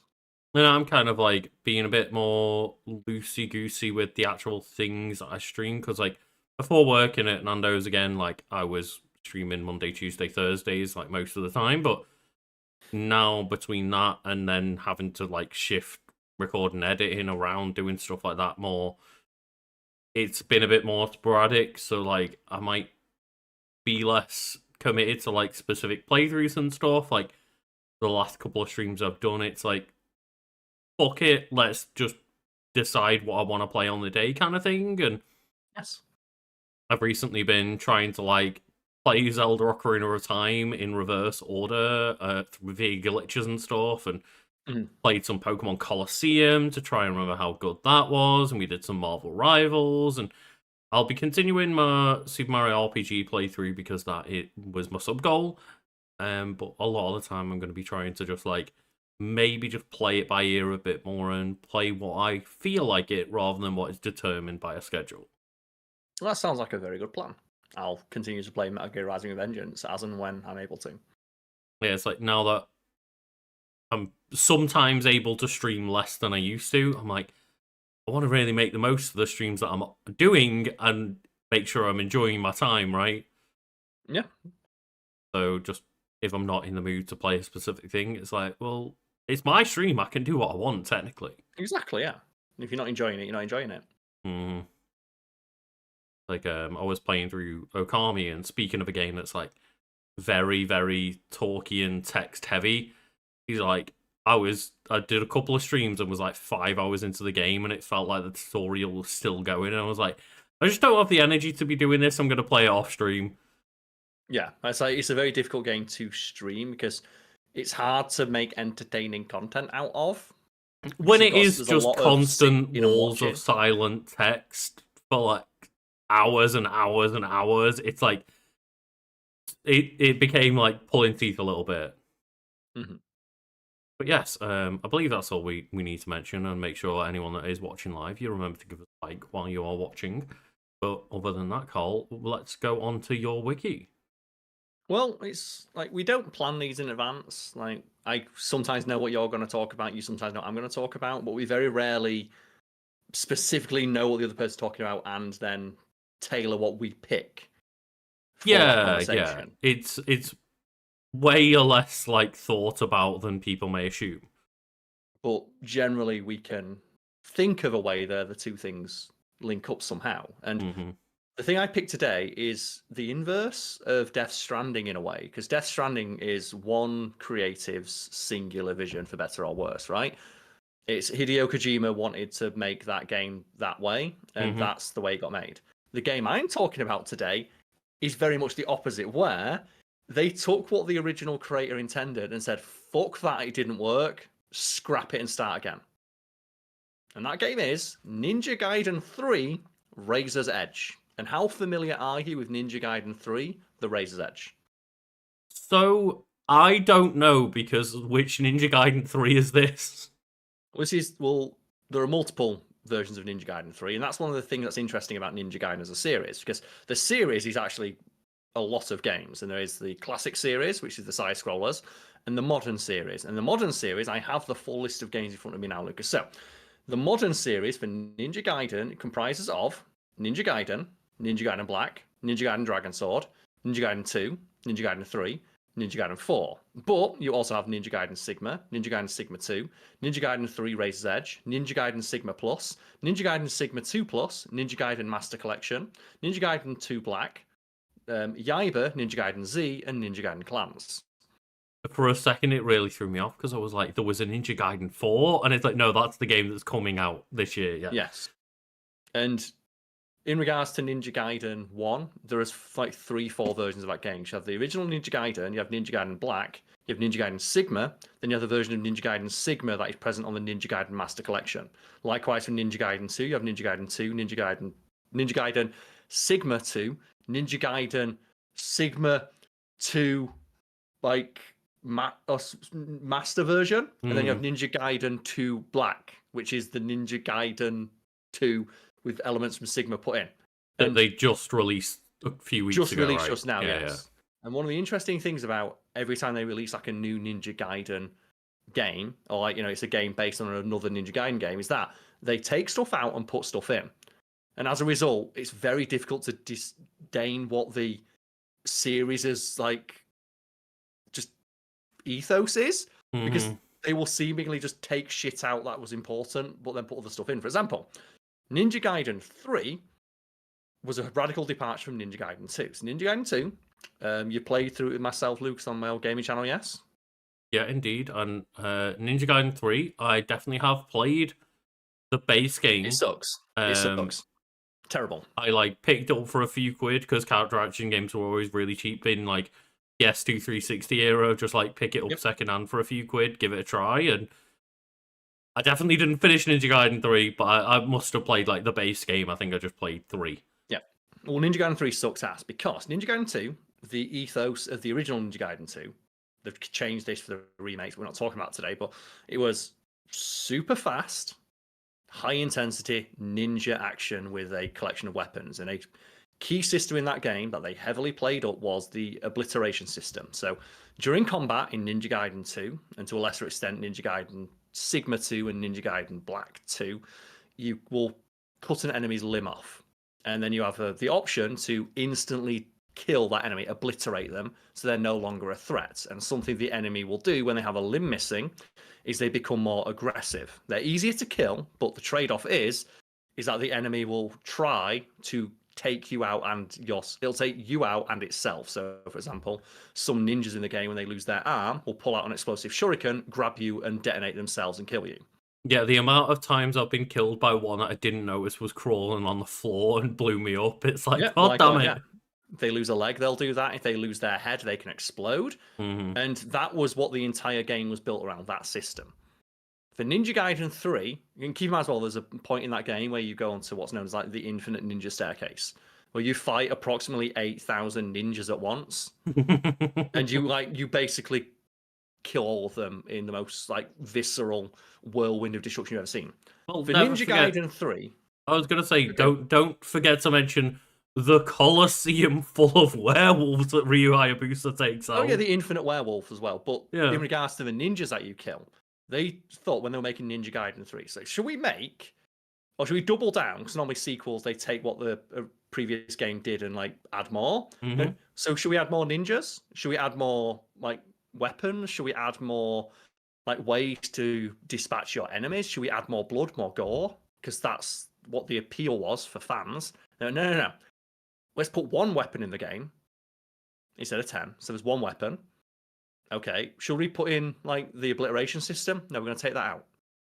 Okay, should we put more enemies on screen? No, we're going to put less enemies on screen. Okay, but should we add in the ultimate techniques? No, we're not having any of those. Well, surely we're still going to kill lots of ninjas. No, in fact, the key plot of this game is that Ryu has killed so many people, his arm is now haunted. Okay, but surely you're going to kill lots of ninjas, right? No. In fact, we're going to program the enemy to cower in fear and beg for their life when you go and try and kill them. And Ninja Gaiden 3 fucking sucks. Because the first enemy you kill in the game, keep in mind, I said there's the infinite ninja staircase, right? Where you kill 8,000 ninjas. You will go and stab a guy and he'll turn around and go, oh no, don't kill me. And you're supposed to feel bad about it. So yeah, really, I really don't remember much of 3 at all then. because it sucks. It's terrible. But Yeah. Ninja Gaiden 3 Razor's Edge, which is listed here, and this is also really funny. Ninja Gaiden 3 Razor's Edge is an upgraded re-release of Ninja Gaiden 3, originally an exclusive for the Wii U. No. Yes. Eventually released for the PlayStation 3 and Xbox 360.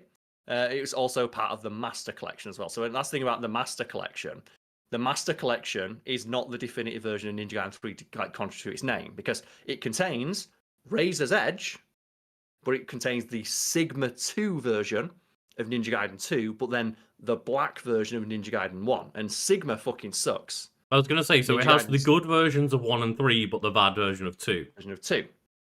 And as a result, I am a huge fan of the Ninja Gaiden series. If anyone's interested, go talk about it in the Discord. I can tell you which version of which game you should play. But there is no way to get all 3 games on the same collection and have the good version. There are only collections that have that's one good version, but there's the bad one. But then you got to pick and choose, and it's a mess.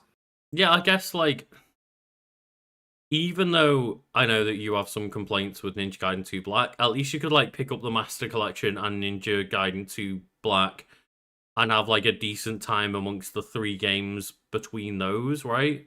Yes. Whereas I know that you personally think that I think you have the opinion that Ninja Gaiden 2 is the definitive version of 2, right? Yes. And every subsequent remake or remaster or change they've done, one of the things they do is for example, Sigma 2 is one of the most embarrassing remasters, because the first thing they did is, okay, we're going to take out all the blood and gore. It's but that was the thing that sold the game. Also, we're going to reduce the amount of enemies on screen. Also, it's harder to remove limbs and decapitate enemies. Even though, as mentioned, the core system the entire game was built around was the obliteration system.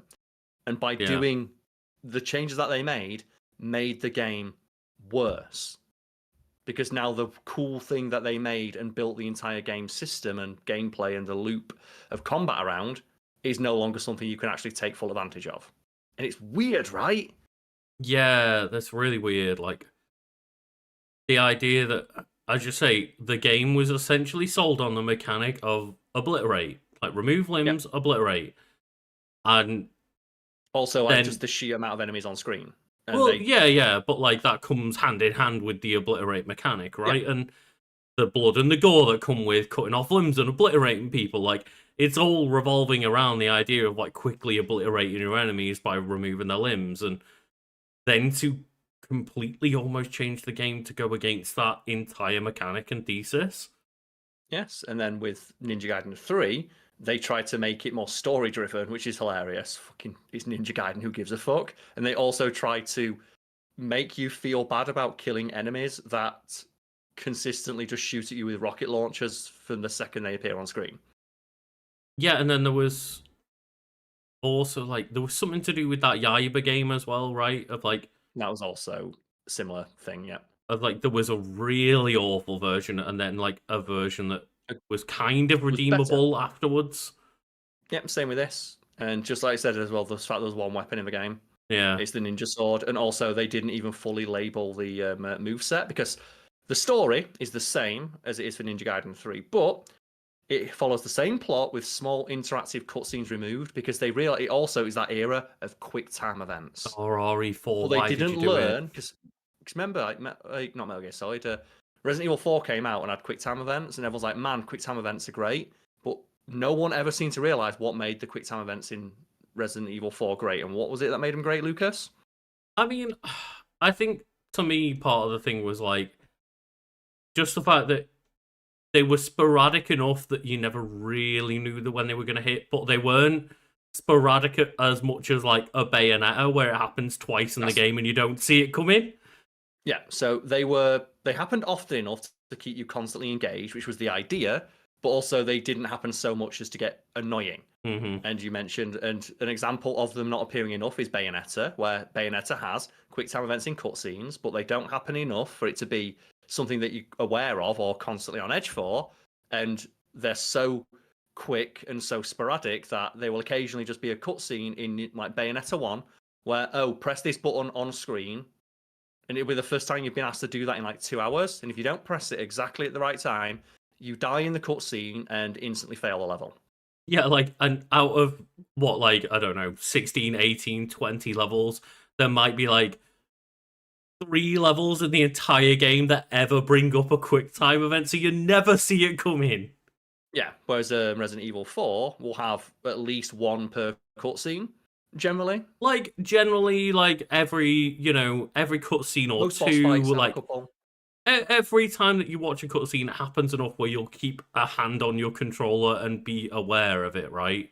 And that was the idea as well. And then throughout gameplay as well, like you won't always have a button prompt, but if you shoot an enemy and you get a headshot or a knee shot, you'll get one prompt. You press one button. Leon does a nice, big, satisfying kick. It knocks over a big swathe of enemies. But ultimately, you never need to engage that system if you don't want to. You can just pot shot enemies from afar, or shoot them with a shotgun, or or stab them with your knife. It's not a system you have to engage with, but it does have some much needed flavour to the combat. In terms of like the real-time combat melee prompts and stuff, yes. In terms of the quick time events and cutscenes, you do need to pass those ones. You do need to pass those, but they don't happen enough to be annoying, but they do happen. They don't happen so often that they're annoying, but they do happen enough so, like you said, you keep your hands on your controller and it keeps you engaged with the cutscene as a result. You're watching the cutscene because you need to keep, and generally as well, they'll only ever happen when Leon is in danger. So this is something that other games didn't seem to get off. The button prompts are needed when Leon is in mortal danger and the player input is required. They don't happen, for example, when Leon is trying to open a fucking door in a cutscene. You can press the button to open a door, but you don't need to press it in a cutscene because that doesn't require effort or Leon to react quickly. It's a door. Compare that to, say, God of War, where every fucking action in every, like, one of the first 3 God of War games requires you to press a button. Yeah, I remember. It's a quick time event. I remember thinking, like, I don't know, I've such a fun time playing like the HD version of God of War 3 and going back to that, and then I got to like the 3rd, 4th combat encounter and was like, I've mashed circle so many times already. I just don't want to mash circle anymore to kill every fucking mid-tier enemy in the entire game. And it's wild to me because I'm not a game developer, but I play through I keep saying Metal Gear Solid, but I play through Resident Evil 4, and I got why they put quick time events in and why they put them in the places that they did. Did nobody putting them in like Ninja Gaiden play through Resident Evil 4 and realize why they were there, or the reasoning behind, like the reasoning behind why they were placed in the specific sections that they were, and why as well the button prompts were ones that you'd use in games. So, for example, you'd never have to press like an awkward combination of button prompts that would never be pressed during gameplay, because that wouldn't be reflective of how you do the action in game. It's pretty much always like press A and B together, like the 2 triggers together, or mash A, right? That was pretty much about it. And it's wild, but it's also just one of those things as well. Like in RE4, usually when you get killed by a quick time event, you put into like the game 2 seconds before you start the cutscene with the quick time event in, right? Yeah, it's not like Bayonetta where it makes you start the level again. Yeah, you don't lose like progress really. Or God of War, where some enemies literally can't be killed unless you do the specific quick time event required to kill them, which just makes Kratos not feel as strong, right? It's like, I'm the God of War, but I have to press like circle, square, triangle, X in the specific order that you tell me to rip a Minotaur's head off. Can't I just kill it? But anyway, so for Ninja Gaiden 3 Razor's Edge, they had a lot of changes. So many, in fact, that the game is basically completely unrecognizable from the original product. So changes from Ninja Gaiden 3 include, in addition to the removal of interactive cutscenes, are more blood and gore. Oh, so they got rid of QTs entirely? Pretty much, yeah, from cutscenes. They took them out of cutscenes because they did the Bayonetta thing of, if you didn't press a quick time event during a cutscene, you'd instantly die and have to restart the level. Like, you know what? That's not fun. That fucking sucks. Why do we do that? So they added more blood and gore, more enemy variations, because they put in like just one enemy type that you fought in every level. And like, oh, so you give me one weapon to fight the enemies, and there's one enemy to fight. Do you like the first God of War game where it's like, oh wow, what's the enemy? Is it a troll or Draugr? And there was never any variation. Like 2018, yeah. To the point where in like Ragnarok, you get attacked by like one of the trolls. Like pops out after the minecart section, and Kratos just kills it instantly, and Atreus is like, thank God we got rid of that. Seemingly acknowledging how many of those things you fucking fought in the original, right? Yeah, and it, obviously in terms of like God of War 2018, they could have added some more enemy variety, but it sounds like to me the things that you mentioned so far with Ninja Gaiden 3 that they basically released the game half baked. If it was that few enemies and that few weapons and stuff, right? But that's the thing of like the game they made is the one they wanted to make, and then it got horrible critical reception because everyone's like, "This isn't Ninja Gaiden. You've taken away the thing that made people like the previous game, and put like I said, more enemy variety. Mm-hmm. Bosses have health bars because previously it's like, well, it's cinematic, so we're not going to tell you how much health the boss has. It's like, hey, well, I don't know how much health the boss has. Well, it's cinematic, Lucas, right? We want like, a cinematic game. Even one of the most cinematic games I've played in my life, fucking God of War Ragnarok, had a health bar for the boss, right? Like, yeah. Fuck it, tell me information about the game. Also, Ninja Gaiden's not a very cinematic game. Like, make it an action game. They wanted it to be cinematic. They also improved enemy eye and attack patterns because enemies had very basic AI and also, on lower difficulties, would cower in fear and call for help, which will allow you to dispatch them instantly with a QTE. They removed this system in its entirety, and instead, enemies will ruthlessly attack Ryu, even if they get one of their limbs chopped off. So they reverted it to the Ninja Gaiden 2 system, because they realize that, hey, enemies running away isn't fun. Karl, question. Yes. That sounds shit, and it sounds like it takes you out of the experience a bit. What's worse? Is it that, or when you're playing Last of Us 2 and someone goes like, oh no, not Joey? I found that funny because like it removes you from the intended experience, right? Of like, you explain that system.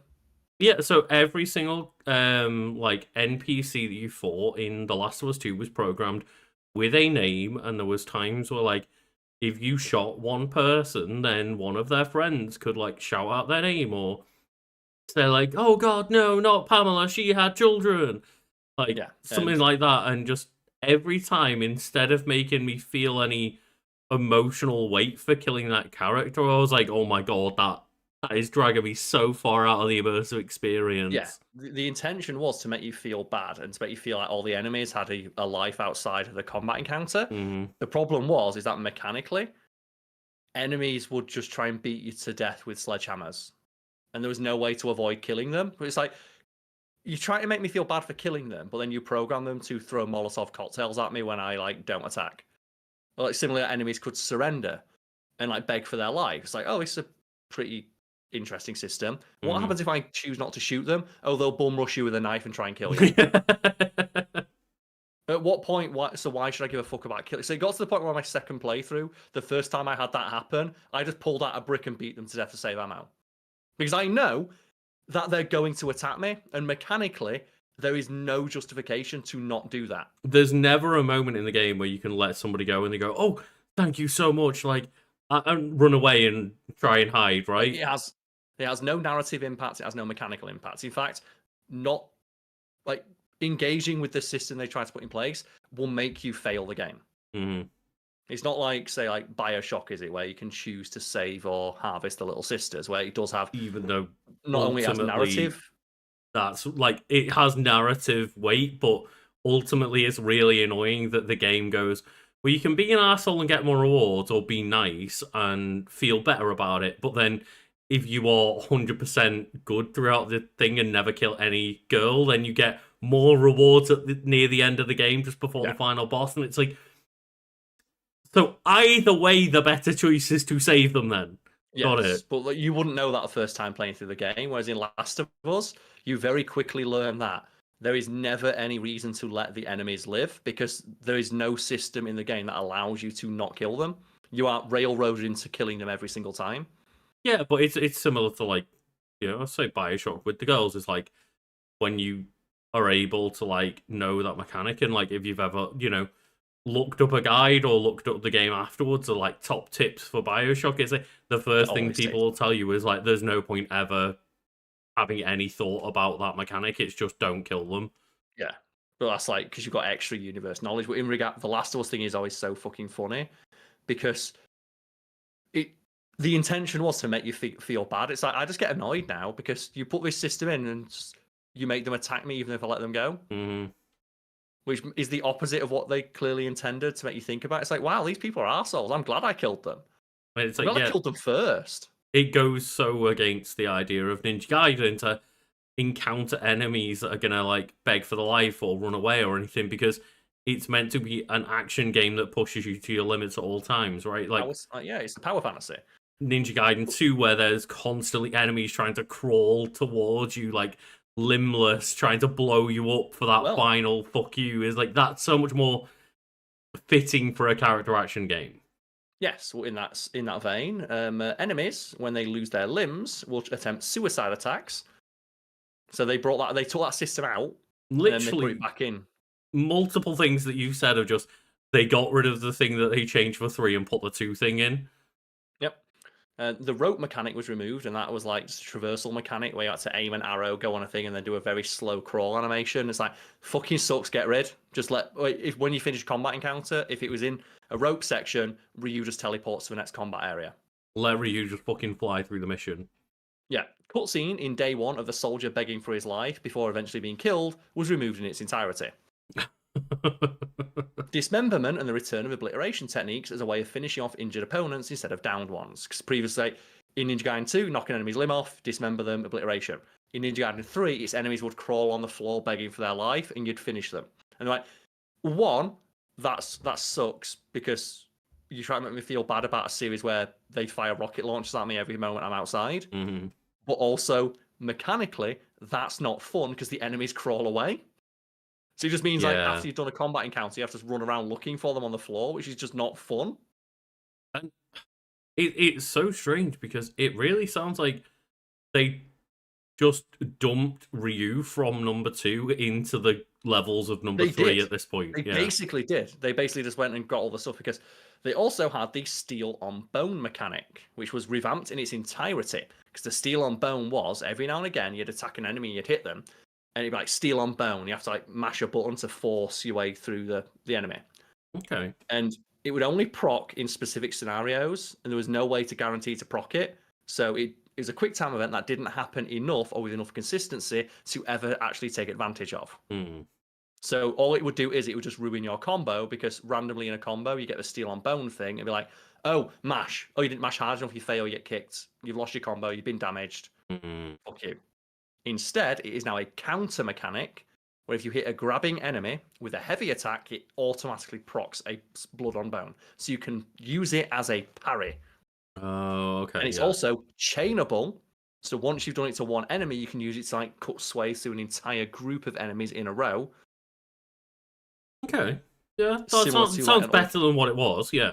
Yes. The return of the original flying swallow mechanics. Do you know what the coolest move in Ninja Gaiden way just goes the whoa? Yeah, he just jumps into the air and like flings himself forward with the dragon sword, right? The mechanic's so cool they gave it to every weapon in Ninja Gaiden 2. They removed that from the game. They put it back in for this one because they realized it's too powerful. Okay. And rather than balance it or just, make it so enemies can punish it, or just keep it in but like, give you the player other abilities that are useful in other scenarios, they just took it out. So they put it back in for Ninja Gaiden Razor's Edge. Kunai climbing is much faster and easier to perform. So you had a climbing section, and what you had to do is press right trigger, left trigger to climb your kunai up the wall. Okay, yeah. Then you had to press it in time, so it's like But the timing was really specific, and Ryu would move really slowly, and if you fucked it up, he'd fall off the wall. I was curious though, going back to the flying swallow mechanic, did they change it in any way? Because it's similar to kind of high level Bayonetta play, high level in quotes, of like the most efficient way to get through the game is to just flying swallow over and over and over and over, right? And like similar to Bayonetta, where just there's one combo that speedrunners just abuse over and over. Yeah, it's very strong, but it's not something you can. A lot of enemies are programmed to punish it. Like in Ninja Gaiden Black, for example, and they realized a lot of players over relied on that tactic. So what they did, rather than making the tactic weaker, they just programmed the enemy AI to block it. Okay, but you can break an enemy's guard. and then do it, and it's an instant decapitation. So it's still useful, but you're just encouraged to be more experiment with the moveset that you have. So it encourages you to use all of your moveset instead of one part of it. Yeah, because it was so strong in the original Ninja Gaiden 2 that you could just flying swallow over and over again, right? It works on everything, yeah. But the kunai thing, they made it easier to perform, and it was faster. Also, various kunai climb sections were removed in their entirety and replaced instead with the flying bird flip, which is when Ryu just walks up to the wall or just backflips off it 40 times. Oh, yeah, yeah. Which is like, isn't that cooler? It's so much cooler and faster when you get like good at mashing the button, right? And he's like, yeah, and just disappears like a ninja up this wall. It's like, got it. So yeah, they put that back in. Ultimate techniques can now be charged without having to kill enemies, because previously you could only use ultimate attack after killing a certain amount of enemies, which was fine. The problem is that some encounters didn't have enough enemies to ever make use of that system. So you literally could not see one of the coolest things in the game in most combat encounters because you just couldn't kill enough enemies to build up the meter. Oh, okay. Right, yeah. Instead of instantly teleporting towards the enemy, they work in this way they did in previous games, with multiple levels of charge and needing to contact an enemy before the attack will activate. They also added in more weapons from Ninja Gaiden 2, Dual Katana, Lunar Staff, Kurisigama, etc. They reduced the amount of quick time events. The key bar no longer resets after clearing a battle. And I don't know who in the right mind thinks let's make a character action game with one weapon. Idiots. The Nimpo mechanic has been revamped with multiple types of Nimpo. So that's like your magic thing. So there's now multiple types with new effects and bar lengths. So the more powerful your Nimpo, the more it requires to charge. The weaker, the quicker it charges, but it gives you more uses of it during combat encounters. Mm-hmm. Alternate costumes, a chapter challenge mode. Ayane, Momiji, and Kasumi are now all playable characters for Chapter Challenge and the Ninja Trials. In addition, Ayane gets her own story mode with 2 chapters. And so they added in, not in addition to multiple weapons, they added in 3 new characters. Again, it feels like Ninja Gaiden 3 was just not ready to be released. It wasn't. The upgrade system based on karma is accessible at any point in the game. You can buy special skills, health, weapon, and info upgrades, and your alternate costumes. They added in collectibles in the form of golden and silver scarabs, which give a bonus to your upgrades and unlock things to buy. There's also crystal skulls, which access tests of valor, which are combat challenges. There's so many things that they added that feel like basic shit. Well, most of it is just stuff from the previous game that people liked, and they thought, no, we're going to do something better. A new gameplay mechanic, Bloody Rage, is introduced. After killing a certain amount of enemies, Bloody Rage becomes active, acting as a score multiplier. The multiplier depends on the amount of enemies killed and goes away after some time if no more are defeated. Bloody Rage goes red when the character's weapon is filled with essence, allowing for an instant full charge ultimate technique to be performed. However, this resets the score multiplier, which gives you like a sort of risk-reward system of you're stronger in Bloody Rage, and you have access to an instant ultimate technique, which can get you out of trouble or do mass damage to a group of enemies. But if you want to go for high score on a level, then you've got to make sure that you don't use that mechanic and you've got to play hardcore.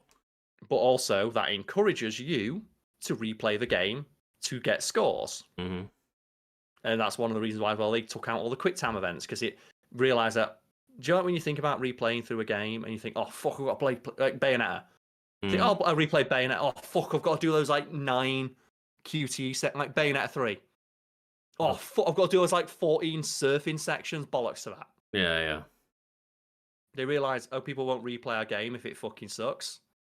So take out all that shit.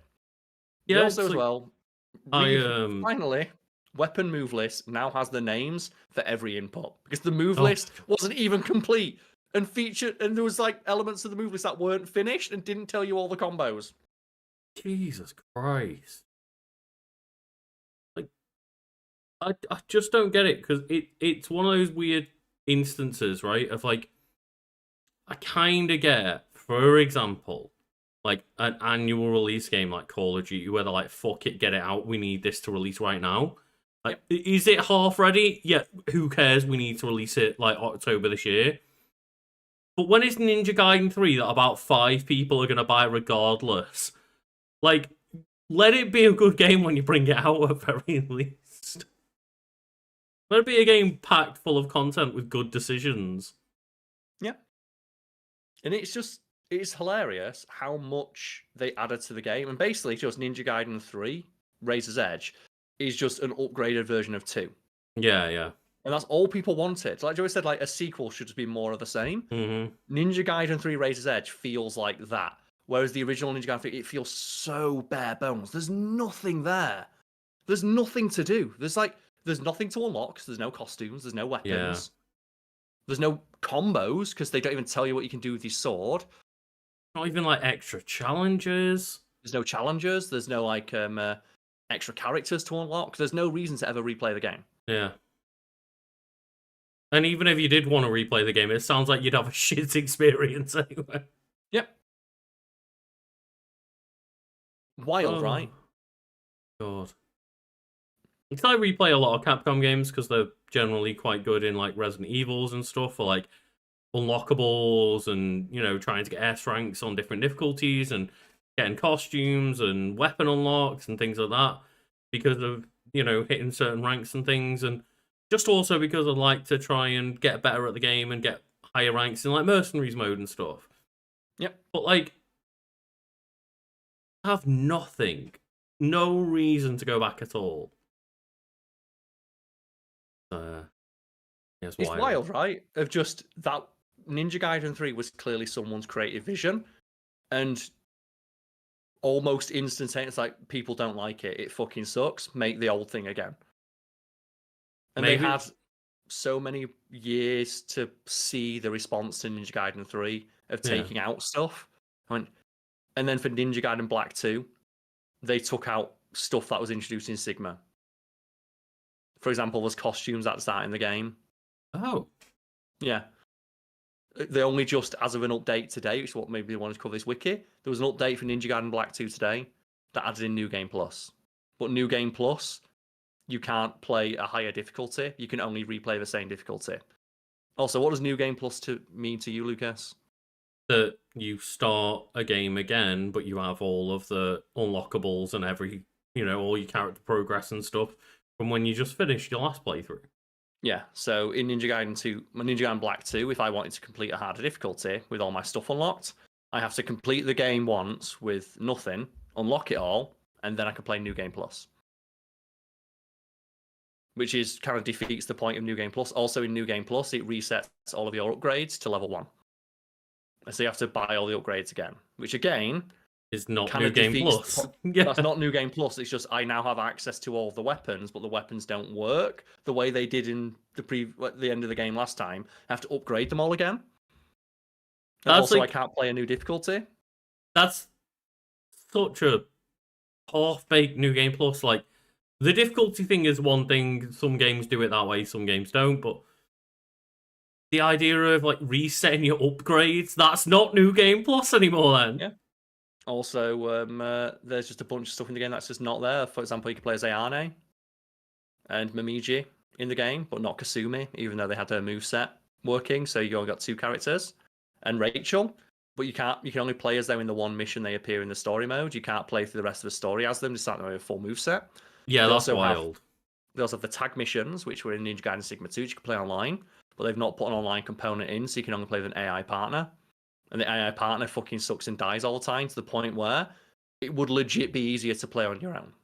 But there's no option to play them on your own with like one full revive.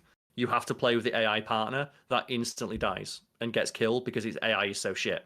And there's no option to not have that help you. I can understand the idea of like, well, online costs, server costs, and this game probably isn't going to be the most popular thing. It's like a remake of a bit of a niche game. Like, this got like multiple versions out already that you can play on Xbox already, backwards compatible. Like, this isn't going to be a banger, so maybe online functionality is not the thing we put in, but at very least, like, give you the option to get rid of the useless AI and have a revive, I should say. Well, it's worse. I played it on stream a few weeks ago, and the AI is what killed me half the time, because it just runs into combat and gets like stun-locked to death instantly. It's like, well, now so not only have I got to fight 14 ninjas on Master Ninja difficulty, I've got to babysit shit AI, which also, because you can't predict what it's going to do. I was going to say, it's not even a test of skill. It's not like an extra difficulty level because you have no way of knowing what is going to happen to it, right?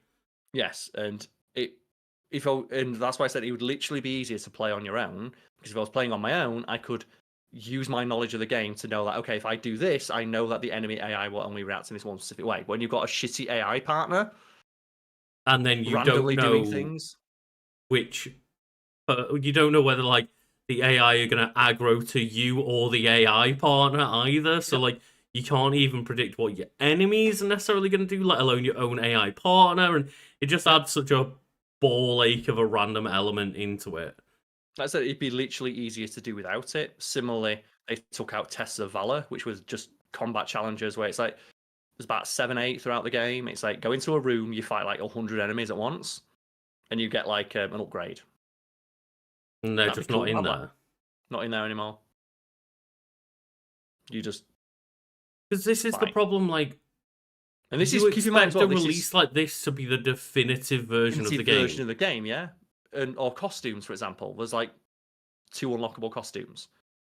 Even though the Ninja Gaiden 2 had like 4, and then Ninja Gaiden Sigma added like 6 more. Like, they're not in the game. the expectation would be that at very, very Everything. least, everything that was in the past versions is in this version, if not even more. Yeah, you think what it would be Ninja Gaiden 2, Sigma 2, and the Master Collection editions would all be in this one package, right? But the fact Maybe, there's not stuff like I said, or costumes. just like a combination of the best and all the content from all parts, right? Costumes, characters, Mm-hmm. weapons. Because like the characters are basically a new way to play the game. They're new weapons. Like Kasumi's not in the game. I can only play Ayane in one mission, not the entire game. Even though every enemy type and every boss appears in the challenge section, which you can play as Ayane, which means her combat system would work in the rest of the game, but you won't let me. Very weird. And what a weird series, because this keeps happening. It's not just one game. Mm-hmm. Every modern game has this. Because like I said, Ninja Gaiden Black is seen as the definitive version of Ninja Gaiden 1. But then there's still Ninja Gaiden Sigma, which is worse than Ninja Gaiden Black, despite being later, and has less stuff in it. Yeah, and then again, that happened with the different re-release of 2, and then 3 that we've gone out with Razor's Edge, and then the Yaiba game. And it's like, that's 4 separate titles at very least that they've had like weird multiple versions of, where some are better than others by like a drastic amount. Yeah, and like just for example, like Ninja Gaiden Sigma, which is seen as like this definitive version of Ninja Gaiden, they removed the opening cutscene from the game, which sets up the plot. But they didn't remove the credit for the narrator. Like little things that I'm like, why did you change this? Monitor trying to turn itself off. Apologies. Well, yeah, that's. I'm a huge fan of this series. I'm really looking forward to Ninja Gaiden like 4. I hope that they keep updating Ninja Gaiden Black 2, because the thing on the patch notes is we've listened to fan feedback and we put in New Game Plus. Mm-hmm. Maybe if people keep saying like, can you put like New Game Plus in, but proper New Game Plus? Or can you give me a gameplay slider where it changes the enemy like density to back to when it was in 2? Yeah, because they've added more enemies to some sections.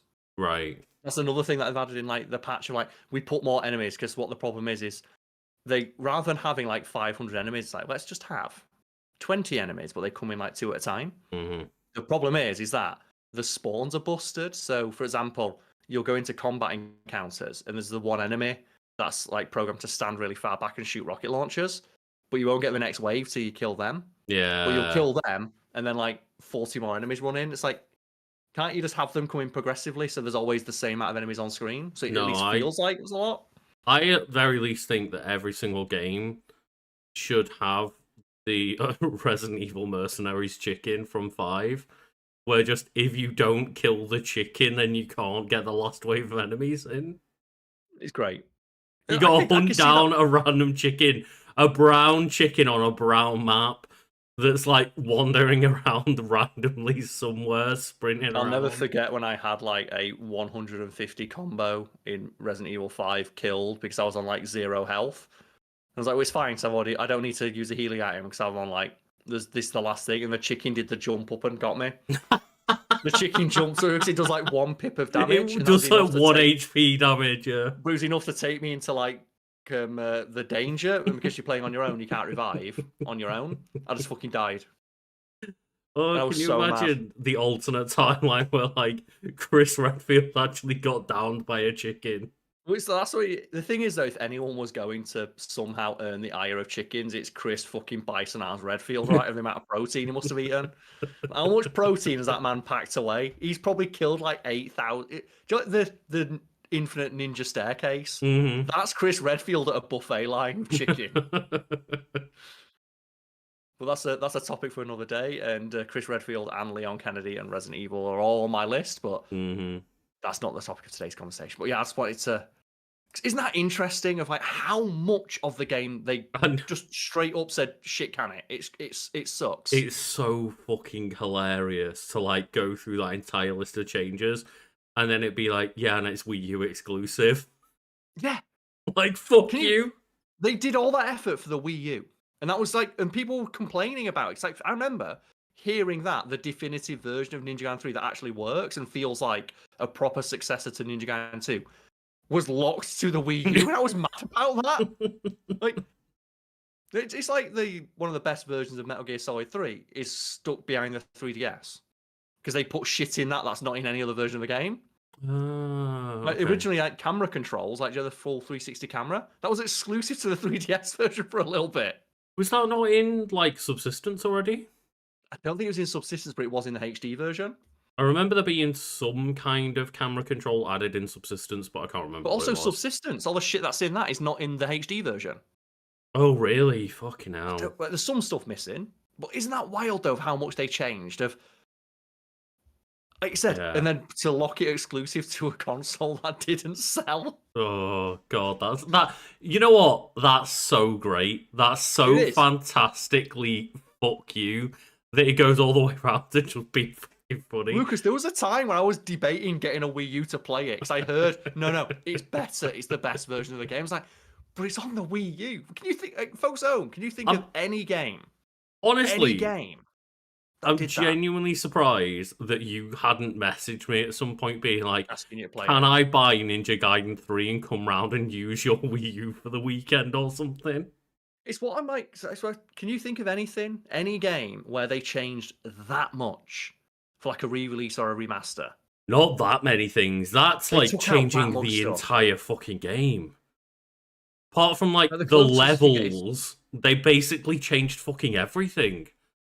The closest you get is like director's cuts of movies, right? That had notoriously Like the fucking the Zack Snyder's Justice League might have changed less than the Joss Whedon version than that. But as well, the fact that a lot of the changes are specifically undoing the new things they put in. Yeah, we made it like Ninja Gaiden 2 again, don't worry.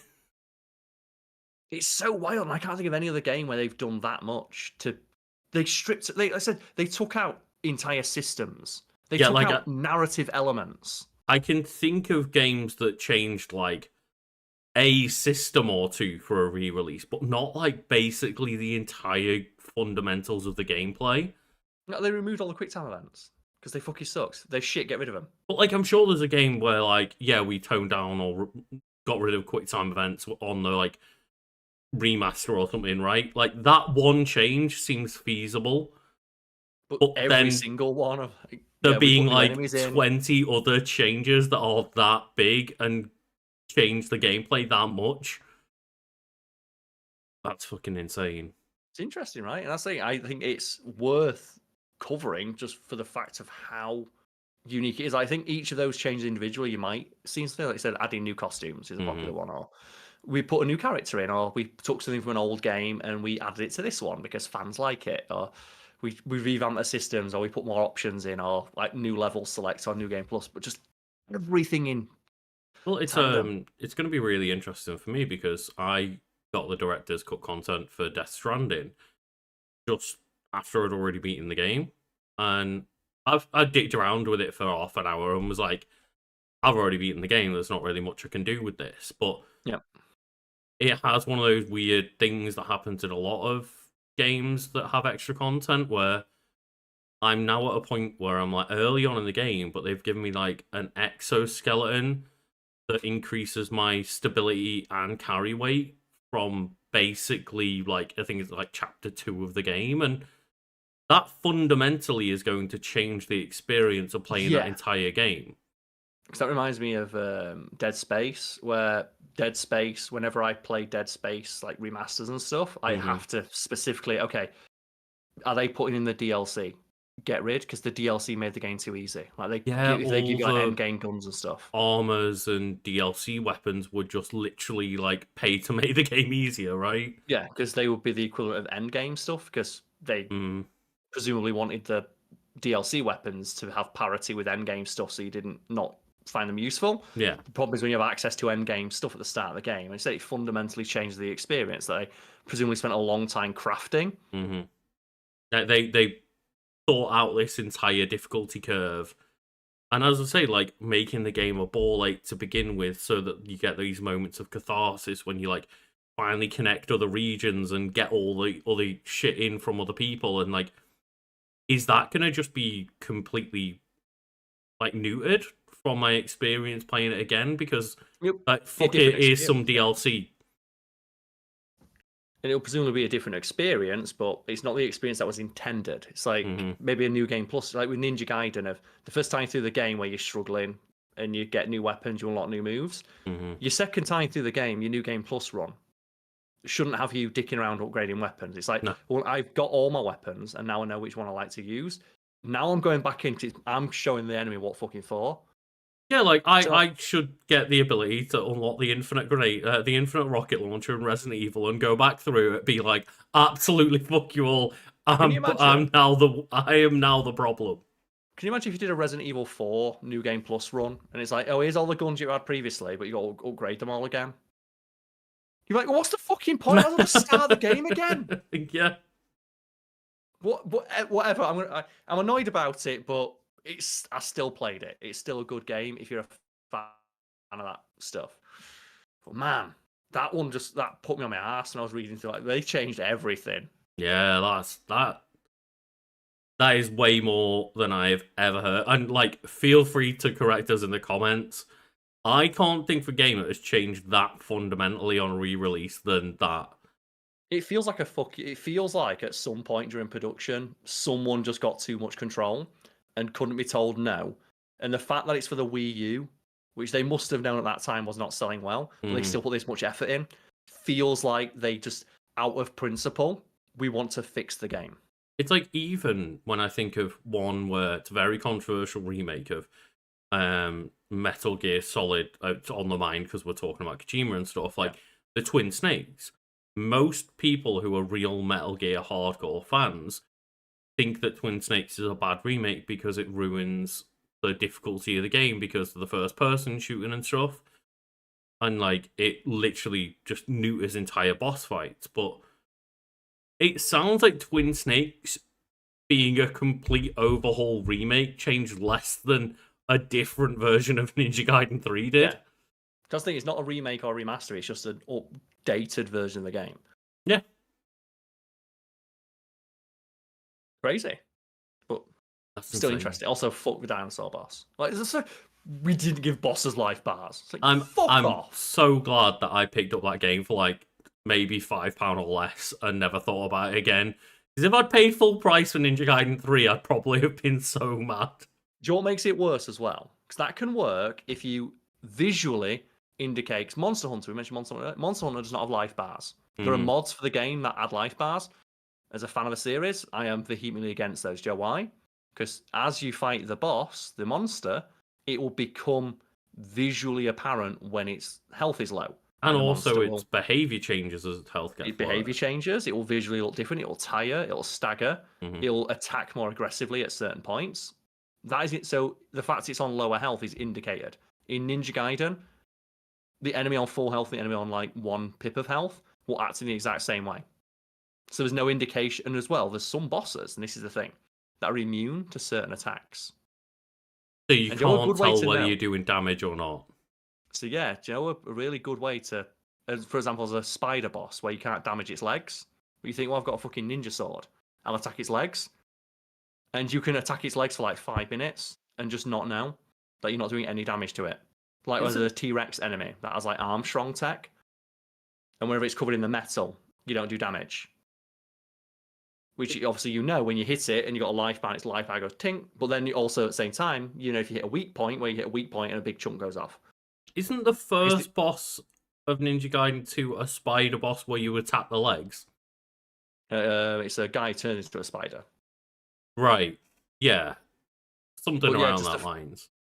Isn't that's crazy, right? They added enemies that are immune to certain attacks, and there's some of them straight up just immune to certain attacks, and they didn't give them life bars, so you can like hammer away at an enemy and just never know if you're doing damage or not, because they don't react to being hit. Because they're like character action bosses where you're supposed to just like swing away and dodge. You don't really fight them properly. You swing away and knock down a health bar and then dodge an attack, which is fucking stupid, and I hate it. God, just before we round things up, Stephen Harris just comes in with a £5 super chat of like, how much to unlock your health bars? Well, I would not want to look at what my health bar looks like, so I'm 34 now. I mean, I like to think I've got quite a bit of life left in me yet, but if I had a life bar and it was like at 25%, I'd be really fucking worried.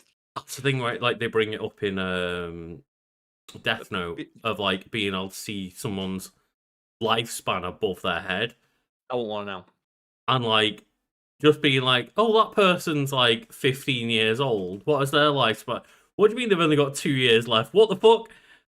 Like, you never know, right? And just the idea of knowing your death date is like the scariest shit.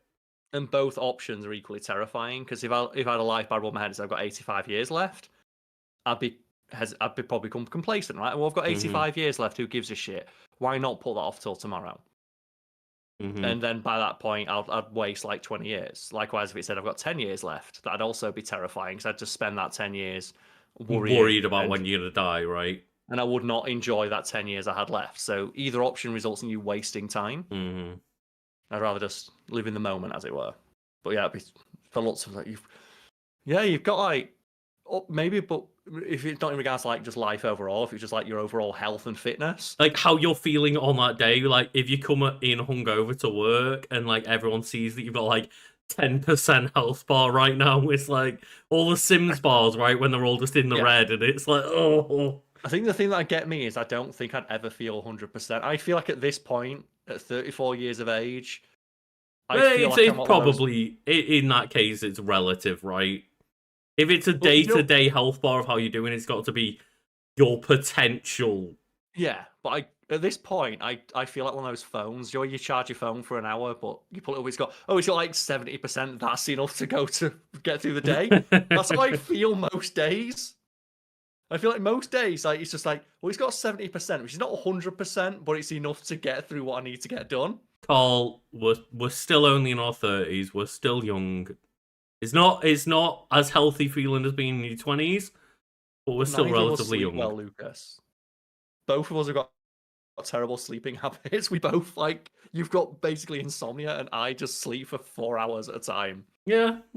But hey, it could be worse. It could be worse, yeah. I could be Ninja Gaiden. I could be playing Ninja Gaiden 3. You could just be getting obliterated by Ryu Hayabusa right now. We're playing Ninja Gaiden 3. That would put my. If I had a life bar, you'd also have do you have a stress meter? I bet that'd be fucking through the roof. Do you like the Metal Gear Solid 4 stress meter where Snake can have an heart attack if he gets too stressed? God. My stress meter was through the roof playing that game. Yeah, definitely. Thank you very much, Stephen, for the super chat, and thank you to everyone for watching. It's been a pleasure, as always, and now it's time to go watch PlayStation State of Play and see if my prediction was correct, I guess. Yeah, let's find out. We can let you know next week or in the Discord. Go and join the Discord, and I'll soon, no doubt, put my PSN name in there, and people can add me and go play Death Stranding and help me and my funky fetus get through that game again. Let's go. Cheers, everybody.